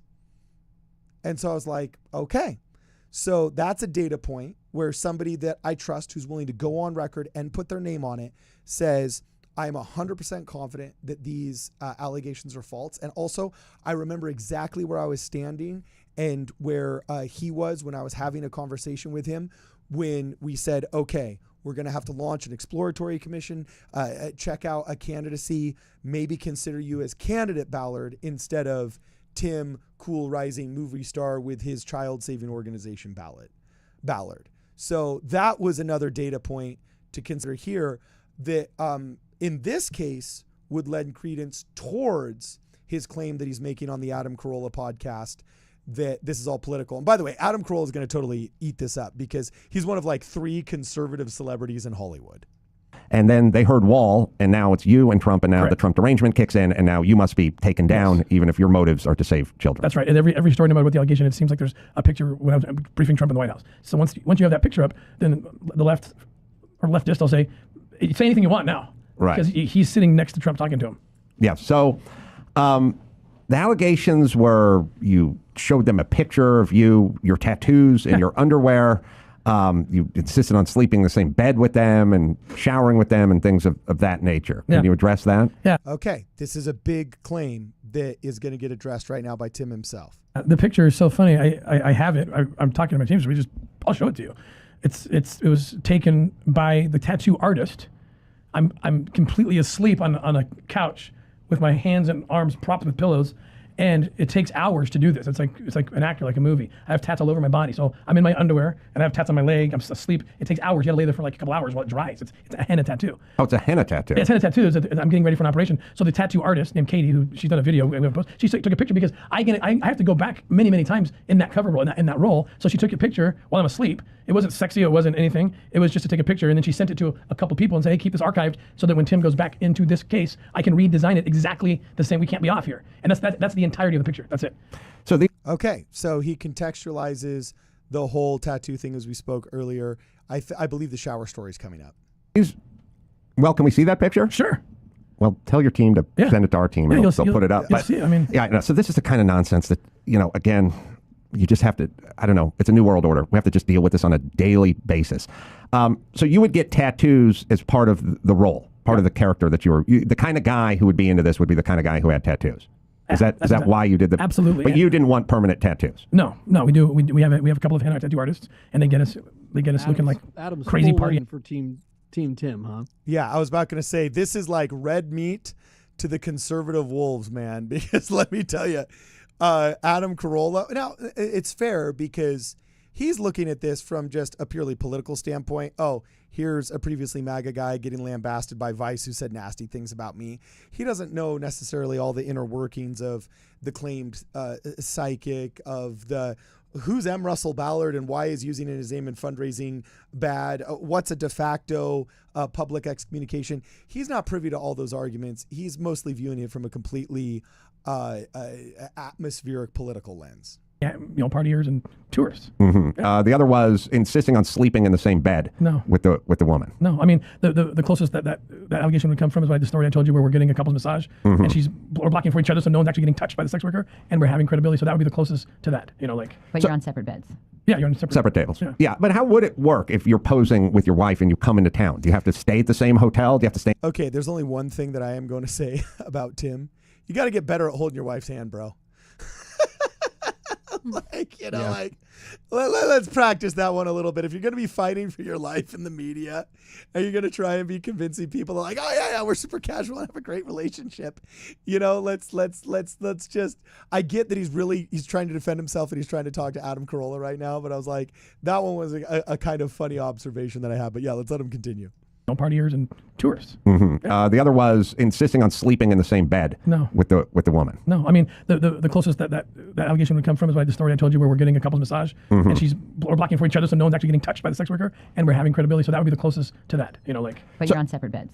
Yeah, you're on separate tables. Yeah, but how would it work if you're posing with your wife and you come into town? Do you have to stay at the same hotel? Do you have to stay in the same room? I mean, you never know who's watching, who's talking. Right. It makes a certain degree of sense. Even it's a good question. And that you sleep in the same bed. I mean, it's a little iffy, but what I'm saying is you definitely wouldn't check into the local hotel and then just go, you go to the right, I'll go to the left, because the guy behind the counter may call in and these guys aren't staying in the same room. So this is all thought out well in advance, and we get hotels that are suites, or where there's multiple people renting a house. And so, because we have to be careful, it's true, they could be watching us. Okay, are they still a couple? They're going into a hotel, where are they going? So I have if he's a liar, he's a they'll either get hotel rooms that are suites, and they're... Okay, sorry, what'd you say? If he's a liar, he's a really good liar. Well, I was going to say, man, it's like I vacillate sometimes. It's like, what do you say when three people that you trust who've spoken to alleged victims say, I believe him? You think, oh, that looks bad for Tim. Then... Carden, there's the possibility that both sides are telling the truth. Yes. Right? Yes. There's the possibility that Tim Ballard is telling the truth and that these women are telling the truth about their experience, and that the way that things went down made it seem to them like a predatory situation, and he was supposed to be acting like a predator, right? Yeah, but do you think the church would have called that morally unacceptable if it was done under... I'm a little bit dubious that he would have gotten the stamp of morally unacceptable put on it if it was... Yeah, if it wasn't something bad. Yeah, if it wasn't something bad. So that's why this still seems a little binary to me, because that stamp of morally unacceptable was just a brutal stamp to put on this situation that did, to me, kind of eliminate any middle ground. But anyway, let's keep going. He says they go to a hotel. You give yourself up if you don't go to the same room, because what, except for a divorced couple, goes on vacation that goes into different rooms, right?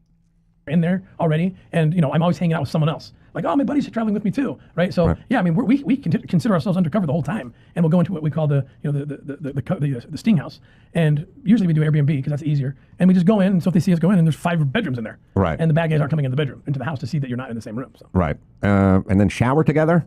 Yeah, that story is a true story that I've told, and I'll tell it again. We rescued 27 kids. It was this one time ever that this happened. We were doing the couples ruse in a spa called the Spa Bon Javo in Dominican Republic, and the intel said that kids were being sold out of that place. So I was actually working with one of our operators. Her name is Marisol Nichols. She's actually an actress and an operator, so she does everything. And she came forward and talked about this, Marisol. She's the one who yes, and she it was a podcast that she invited onto her podcast, Tim Ballard, and so it wasn't him forcing her to talk about it. It was her inviting him, if I remember it correctly, because Tim Ballard, it wasn't his podcast, and there was a logo in the background that wasn't his. But yeah, he was on her podcast speaking about this. And she's got a whole website that's dedicated to a 501c3 that I believe she started. It's like End World Slavery Now or something. It's got a slogan on the bottom that you can see. She is a passionate person about ending human trafficking. And she's a very attractive person. I could see how she's an actress or a model just at first glance. I don't recognize any specific films or productions she's been in, but I mean, she was obviously the real deal on the podcast. So we'll let him finish saying what he's saying. Very good job. And we were doing the massage thing, but we ordered like a mud thing because the massage thing leads to having to fight the sexual touching stuff with the sex worker. So we said, let's start with the mud and I'll get the intel before it's over. Mm-hmm. Well, I didn't get the intel before it was over, but I was this close. She was about to tell me where they were. So we said, hey, can you order a different thing? Can you order a different service? Well, we have this massage. I'm like, all right, I had to stay there because I'm this close to getting them to tell me where the kids are. So they say, okay, so they open this door and there's a shower. It's like, shower up. And we're like, oh, you gonna leave the room? And they're like, no, we gotta clean this mess up and prepare for the massage. So we're like, oh crap, well, here we go. Okay, so Brittany, well, as a resident girl, what do you feel the believability of this is thus far? Okay, so this is the first time I'm watching this. So if I heard it right, they were this close to understanding where kids are being. They wanted to do something else, like a massage or something, and they said, well, you can go shower off the mud, right? Yeah, they first started getting that weird mud, the black, or I assume that weird brown mud that they rub into you, and they put the cucumbers on your eyes and weird stuff like that. You mean relaxing? Yeah. Okay, so I'm assuming that there was only one shower. I mean, he didn't say that, right? Well, that's what this. Yes, that seems to be the intimation. Yes, keep going. Well, then, yeah. I mean, you have to. I bet the training was you kind of have to improv. So if he's this close to saving a bunch of kids and you have to shower with someone, I don't really see that as a big deal. Like, okay, I don't know. Now, it could be extremely jarring for somebody who is maybe a volunteer and this is their first op. However, Marisol Nichols, I mean, if she was indeed an actress, let me tell you, as somebody who's had to do kissing scenes on stage, Brad, how romantic and truly intimate is a stage kiss? Not at all. Yeah, not at all. And it's worse on film. Because on film, they got to use the big macro focus lens. So they take a tape measure and they go to your nose to make sure that your lips and your nose are in focus. The lights are super hot. Can we finish the clip on the shower thing? Because I think this is even less than like a stage kiss sort of situation. You know? Yeah, but I'm saying even if it were, it's like Marisol Nichols. It seems like the idea of acting a role as an actress would be something I would presumably think she was emotionally prepared for. But let's keep going. I told my wife about it. So we went in there and you got to think on your feet. So I throw a towel over the window so they can't see. And we're wearing clothes. You're wearing your bathing suit. You don't go naked in these things. And so she goes in, I go in, and we don't even touch each other. And the towel conceals that we're not. What'd you say? I said, okay, I didn't know. They are in their bathing suits. Well, again, this is what he is claiming, and That's true. It's what he's claiming. It's what he's claiming. We haven't been able to hear from the alleged victim. And in this case, Marisol Nichols is the one that he's mentioning was one of the people he was on this operation with. Now, this is where I get angry at the anti-Mormon podcasters, because I watched John DeLynn literally say, if he mentioned Marisol Nichols and she's one of the victims that's complaining, that's really effed up and that's an ethics violation and that's you trying to, basically mistreat somebody that you abused and so on and so forth. And I'm thinking, if you're really aware of the economy of what's going on in this Tim Ballard situation, you realize that she invited him on her podcast. And I don't think it's common practice for the abused and the traumatized to invite their abusers voluntarily onto a podcast where they extol that person's organization and methods. That just doesn't seem to add up to me. So I personally doubt that Marisol Nichols is one of the 7, 8, or 9 alleged victims that has lawyered up, which would then give credence to what was said here by Tim Ballard holding the hand of his wife, Brad Go. And just to clarify for anybody watching, it sounds like the thing that has been blown up that he showered with somebody, it wasn't in a private room away from traffickers. It was while they were talking to traffickers actively. They were getting a massage to try to loosen up the traffickers. Is that what they were saying? And then as part of that, they were said, here, hop in the shower and then we'll finish talking to you about this stuff, right? And so they're in their swimsuits because that was part of the massage service. Yeah, usually when you go to massage service, that... they're told you can either get completely naked or you can wear undergarments, whether that's your bra and underwear or a swimsuit. You kind of have the option.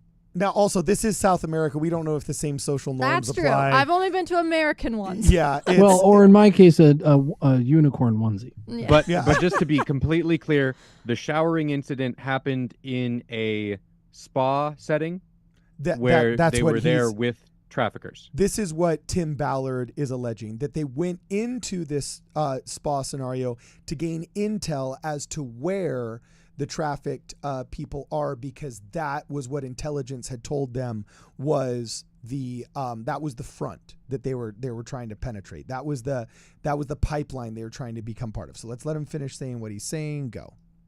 Right. And so we've told that story like, that was crazy, that was awkward. You just tell one person and then it goes boom, boom, boom. Oh, we take showers. Right. And I know that's where it came from. It's like, I heard you take a shower. And Marisol's, yeah, well, not really. And by the way, the 27 kids who were rescued in the particular case, they were from Colombia, Venezuela. They were being kept in the chicken coop. And this is the part that everyone likes to leave out of the story. They were being kept in the chicken coop with a padlock on the outside of the chicken coop, and that's where they lived. And by the way, this is exactly as soon as when I was watching John DeLynne's podcast, it was actually really kind of funny. Right when it got to the part where he said, oh, and by the way, those kids, they're being kept in a chicken coop. He stops the video and he says, oh, well, YouTube doesn't like us playing videos for very long. So, yeah, we're going to continue with the commentary here. It's like once Tim Ballard starts looking good in the video, he's like, oh, we got to cut. It was actually, I found that that made me chuckle. Now, before it sounds like we're defending Tim Ballard, we should say that he actually put out this apology. He said, bosses should never become romantically involved with people under them in their power structure. Full stop. And married people should never betray the trust of their partners and family. Oh my gosh, wait, that was John DeLynne who said that. That wasn't Tim Ballard at all. Yeah. I completely got that wrong. I'm sorry again, guys. I got my notes all messed up. That was Dr. John DeLynne responding. Before Jonah reads anything more from John DeLynne, we have a couple of super chats. Hit it. Forrest Schultz says Tim Ballard was X'd for his terrible taste in tattoos. Oh. That's true. Those tattoos were gross. Was he trying to look? I get you're trying to look like a D-bag, but anyway, whoo, that was bad. Keep going.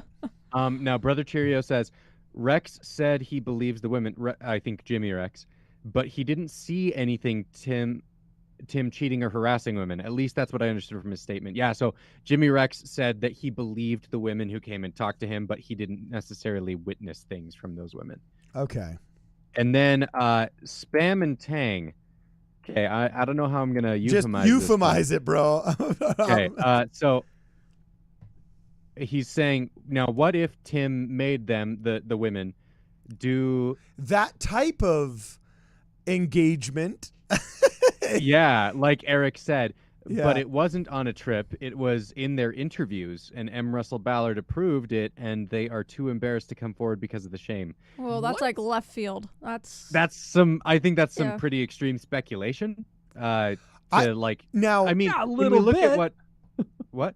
I was just going to say a little bit of speculation. Now, to give ahead, credence to the conversations I've been privy to the alleged victims, is apparently ones I've talked to, though in the Jimmy Rex podcast, it was intimated that supposedly it was further. I've never talked to anybody that's intimated anything that far. And again, we're euphemizing this for YouTube, but that gray area that Spam and Tang is referring to has been intimated to me.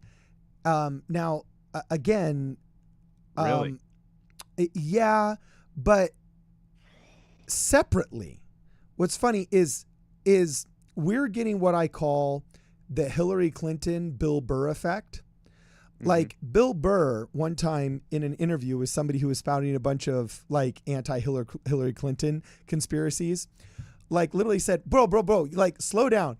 You can choose like one or two of these and I'll believe you.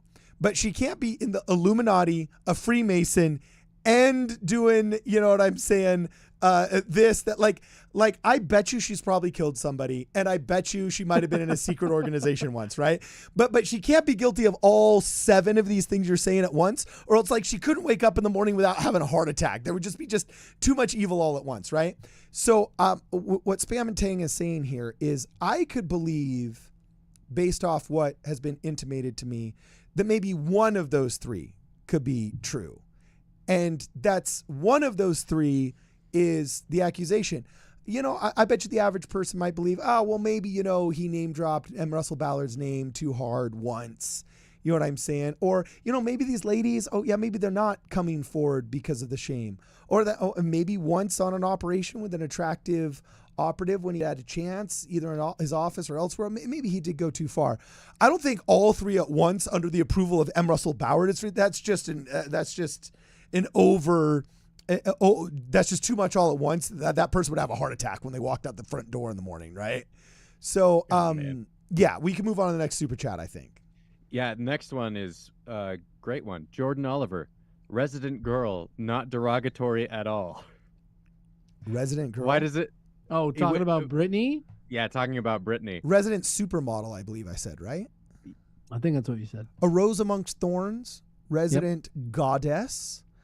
Yeah, I mean, Brittany, were you offended by that? Like, no. If anyone knew Carton and I, like, he puts me on a pedestal, and I'm going to stay there. So yeah, he definitely does. Do I really? Oh, geez, I need to watch more Andrew Tate. Are you kidding me? Oh my God! Like, oh man, I can't get out. Actually, what's really funny is my Mexican buddies in my crew call me El Mero Presidente de los Mandilones one time because my mom had made me an apron so that when I was wearing my church clothes and I was making the stuff for Break the Fast, it wouldn't get messy. So I had an apron for a while that my mom made me. It was actually pretty cool. It was this black apron and stuff. Well, one time they came to my house and they saw me in the apron, and it was over, dog. The guys in my construction crew, for literally the next decade, they literally called me the president of the apron wearers. And it's like a total derogatory term of like the men who wear aprons and are like smashed by their wives. It's pretty funny. So anyway, keep going, by Brad. the way, so Clint Thompson, welcome to the Celestial Kingdom. I think my computer is about to die. Oh, and we got to be done in 2 minutes here. Like, yeah. I'm not going past 2 hours and 30 minutes. Well, are we going to talk about the fun thing, the cherry on top? Well, one thing that I do want to say, I think we have talked a lot about the stories that are popping up right now. Yeah. And we haven't necessarily addressed that, like, hey, we don't know whether Tim Ballard did this or not, right? Yeah. We are not here to say Tim Ballard did nothing wrong. We are here to say, here are the allegations that have been made. Here's what we have heard from these different sources. And here's what we think we believe. Here's what we find compelling. Here's what we don't so far, right? I don't think anybody has enough evidence to make a clear, solid decision on this one yet. Yeah. I think confusion is the proper state. When Brittany said, I'm confused, I'm conflicted, I think that's perfectly appropriate. We'll just play these last 2 minutes and then we can go. Tim Ballard can speak for himself, and then we will move on. Tim Ballard, go. And they were brought out at night and raped for money by sex tours. We rescued all of them. And if I had not got into that shower and stood in the corner and touched nobody, that wouldn't have happened. You got to stay in role. You would have been made if you said, I'm not going to take a shower with my wife. Correct. Because that would have made it seem like you were exactly who you are. Exactly. God, I don't know how folks like from Vice and many of these people that write these articles, I just don't know how they sleep at night. I don't know how they call themselves journalists. That's the part that drives me insane. But all right, so those were the 3, or at least the big. That's pretty much it right there. So Tim Ballard has had a chance to speak for himself. You guys are all basically caught up. The women now have representation. If indeed they have been through something traumatized or the unspeakable, I hope they get all of the legal representation and good counsel that they need, and that really the truth comes to light, and that repentance is real, restitution is real, and that Tim Ballard, if he is indeed guilty, can make restitution to these women. If he is indeed innocent, and he's fighting for his life and against the world right now, I hope that his name is cleared and that he is found innocent of all these things. Do you have any thoughts, Brad? Yeah, I hope that any of the women who are bringing forward these allegations, that they are comfortable to be able to come forward and make them in a way that we can understand. I also hope that no one just dismisses them out of hand because they're choosing to remain anonymous for now, right? I think that there needs to be space for saying, hey, yeah, it doesn't make me believe it completely when I don't see the face behind the accusation, but I'm willing to wait and hear what happens when they're ready to say what they have to say.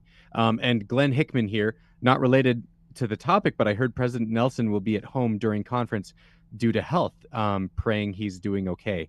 Yeah, so apparently, I think I saw something about him having a fall. And so it was on Deseret News, I think, saying that he would be participating in conference remotely.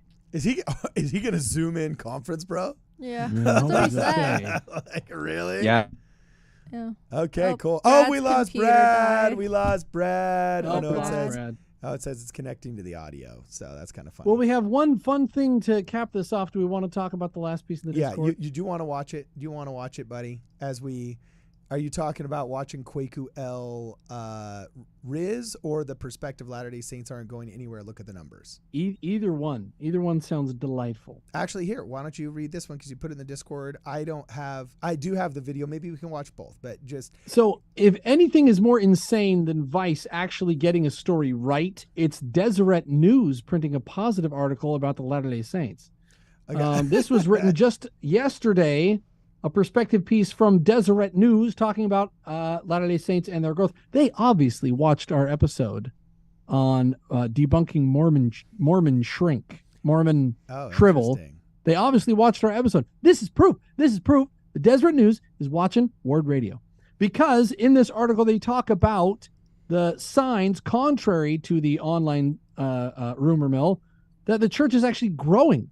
Rising enrollment at church schools, record number of missionaries, growth in temples, expanding church membership, financial stability, amid economic growth and global upheaval. Talking about all the signs across the world, activity rates are going up. Wow. More people in the state of Utah are identifying as members of the church than in previous years. Wait, really? Yes, the percentage of LDS members in Utah going up. Talks about the growth the church has experienced, now hitting 1,000 times growth since 1830. We hit the 1,000 times the 16,282 members to now over 17 million today. So it's a really cool article in the Deseret News. It's very odd to hear the Deseret News not apologizing for the family proclamation. It's just odd. I don't know what's going on. Yeah. But it's a light spot and something to brighten your day coming up to conference. By the way, everybody here on the stream, remember, you got to tune in for conference on Saturday because it's going to be lit, fam. Conference is bussin'. Okay. Fam. Here's the last thing that we're going to show off, but I'm going to Instagram right now. And have you seen the video that just came up of Kwaku L teaching geeky BYU boys how to riz? I'm so excited to see this. Okay. Do you know what what rizzing is, Brittany? I do not. Okay, so if you're gonna teach a guy how to riz, right? Mm-hmm. Here's hold on, search, and do you know that word, Jonah? I've heard this word from my children, my teenage boys. Oh, okay. Yeah, if you got the riz. So what's it mean? You tell them, Jonah. Tell them what you got the riz means. Charisma comes from the word charisma. It comes. So if you have the riz, it means you got the mojo, you got the style. Makes sense. Okay, so here is Kwaku L teaching dudes at BYU how to riz, and it's freaking hilarious. Let me put this on the screen for you guys, and we're going to start from the beginning. All right, guys, let's go into adventure. Let's go. Okay, hold on. Let's start from the beginning. Kwaku L teaching boys how to riz. Ben. Okay, have you seen any cute girls around here? Many, yes. And are you afraid to talk with them? Terrified, sir. Right now on camera, we're going to help you get a date. No. Come on. Really? Yeah. Oh my gosh. You want to do it? Please, yes. Okay, come with me. Okay. All right, guys, let's go into adventure. Let's go. Yeah, what's your type? Blonde, brunette, Latina? Do you like them from take Zimbabwe? I just like them nice. You like them nice. Okay, athletic. Sure. Okay. By the way, look at this guy. He's like utterly like, I just like him nice, man. I just like him nice. What are you thinking about this so far, Brittany? Is this guy? He's a handsome guy, and he just wants him nice, like, right? Probably what he's willing to say on camera. Yeah. Oh, okay, Savage. All right, well, let's keep going. Let's see what he's got to say. Go. All right. Redhead, Japanese, one of the halvesies. Take off the lanyard. Just ditch the backpack. Okay, come stand next to me. Okay, how does he look so far just with the backpack ditched? Do you think he needs to improve anything, Brittany? I'm uncomfortable. I don't know. I I don't. Come on, does he got the Riz?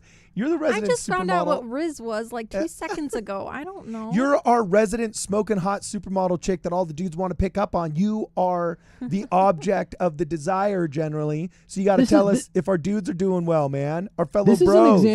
This is an example of Kwaku living the law of consecration here. He is doing a public service for this young man. This is charity at work. This is the 4th mission of the church. Okay. Yes. To help those in need. This guy is in need of some Riz.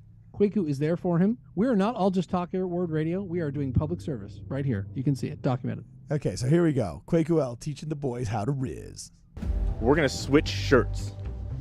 Great. You're gonna wear my shirt and these pearls. Kwaku and his pearls. That's what I pearls. So you say no to the pearls? Not bad. I'm dressed like my name is Dallin, but we're gonna go find a girl right now. So first things first is, when you talk to them, act like they're already gonna give you their number. Don't even be afraid. It's not. Look at this kid, dude. He's got his like fingers up, like, okay, cool. Rule number 1, rule number 2. If this kid's acting, he's doing an amazing job. All right. How's he doing so far, though? How do you feel about acting like you're already gonna get it? Is that confidence trick? Is that the way to go, Bert? Yeah, confidence is a great quality. Okay, cool. So let's see. Teaching him how to Riz. Not a matter of are they going to. You know they're going to. You just talk to them like you've already got it in the bag. Okay.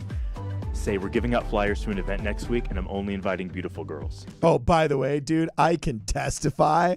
Dude, when I was an independent music video producer in college, you want to get the hottest chicks on campus, just be like, hey, we need pretty girls for a music video. Oh, man. Oh, dude, they always say that. They want to get on camera. You find out if their personality is halfway decent. You know, it's a win-win for everybody. Well, that's what you told me. Remember that? Boom. And here we are married. Did it work? You got the Riz, Carden. I got the Riz. There we go. Rock on. You heard it right here, Jonah. You never get. Now, by the way, Jonah's got the Riz too, because you were a rock star, dog. Remember? Come, dog. What was the name of your band in college, bro? You were with that guitar. I gotta hear this. That actually is how I met my wife, though. I was shirtless at BYU playing acoustic guitar when she first met me. Shirtless. Wow. She says that was it. She's like, boom, that was it. So okay, so Jonah Barnes got. I didn't have pearls on. I had no pearls. Yeah. I did it without the pearls. Yeah, you did it without the didn't pearls. even need the pearls. You don't hide behind the pearls. That's funny. All right, so here we go. We're gonna see if he done going Riz. Let's go. Because the fact that you walked up with confidence, that's why she's gonna say yes. What you actually say doesn't matter. Your energy is what's gonna get her the yes. Hold up, what? Is this staged? No, this is not staged. This is not staged. We got this. Let's see. Let's keep going. This is the worst idea. This is an amazing idea. This is the worst idea. That kid right now is sweating bullets. I got nothing but mad respect for this kid. He's the bomb. Okay. So, see those two girls sitting down over there? Grab this mic. Make sure it's always in your, when you go up, just give them the flyer, use the line, and try to get their number. Look. Aww. Oh, that is so adorable. Look at that face. He's like, I'm going to do what? Oh, my gosh. Keep going. Me. You. Come on, you can do it. This isn't my style. Can I have your number? Absolutely. Let's go. Yeah. Let's go. He did it. He did it. He got it. There we go. So thank you. So how good was his ask, babe? How good was his ask? Was it a pretty good ask? It was a 7 out of 10 in confidence. Yeah, I mean, he could work on his delivery a little bit more, but I think he did a good job. And also, I'm so glad I don't have to date again. Like, yes. I was, oh. Amen. Oh, I'm getting sweaty palms just watching this. I'm like, Yes. I don't like it. That's funny. I see you. Absolutely. Secure the digits. How do you feel? Like a moron. That's a bag, baby. The mix works, okay? We are the Riz Kings, and Okay, that's a little bit too much for me, Quaker. But that's a little bit too much for me right there. But Quaker's doing a good thing. dude, okay, all right. I don't know about you, but I think that we could actually just call it quits right there. I've seen more than enough Riz, and I think we've covered everything tonight. Is there anything else you want to say, Brittany? Anything else you want to say, Jonah, before we get out of here, my man?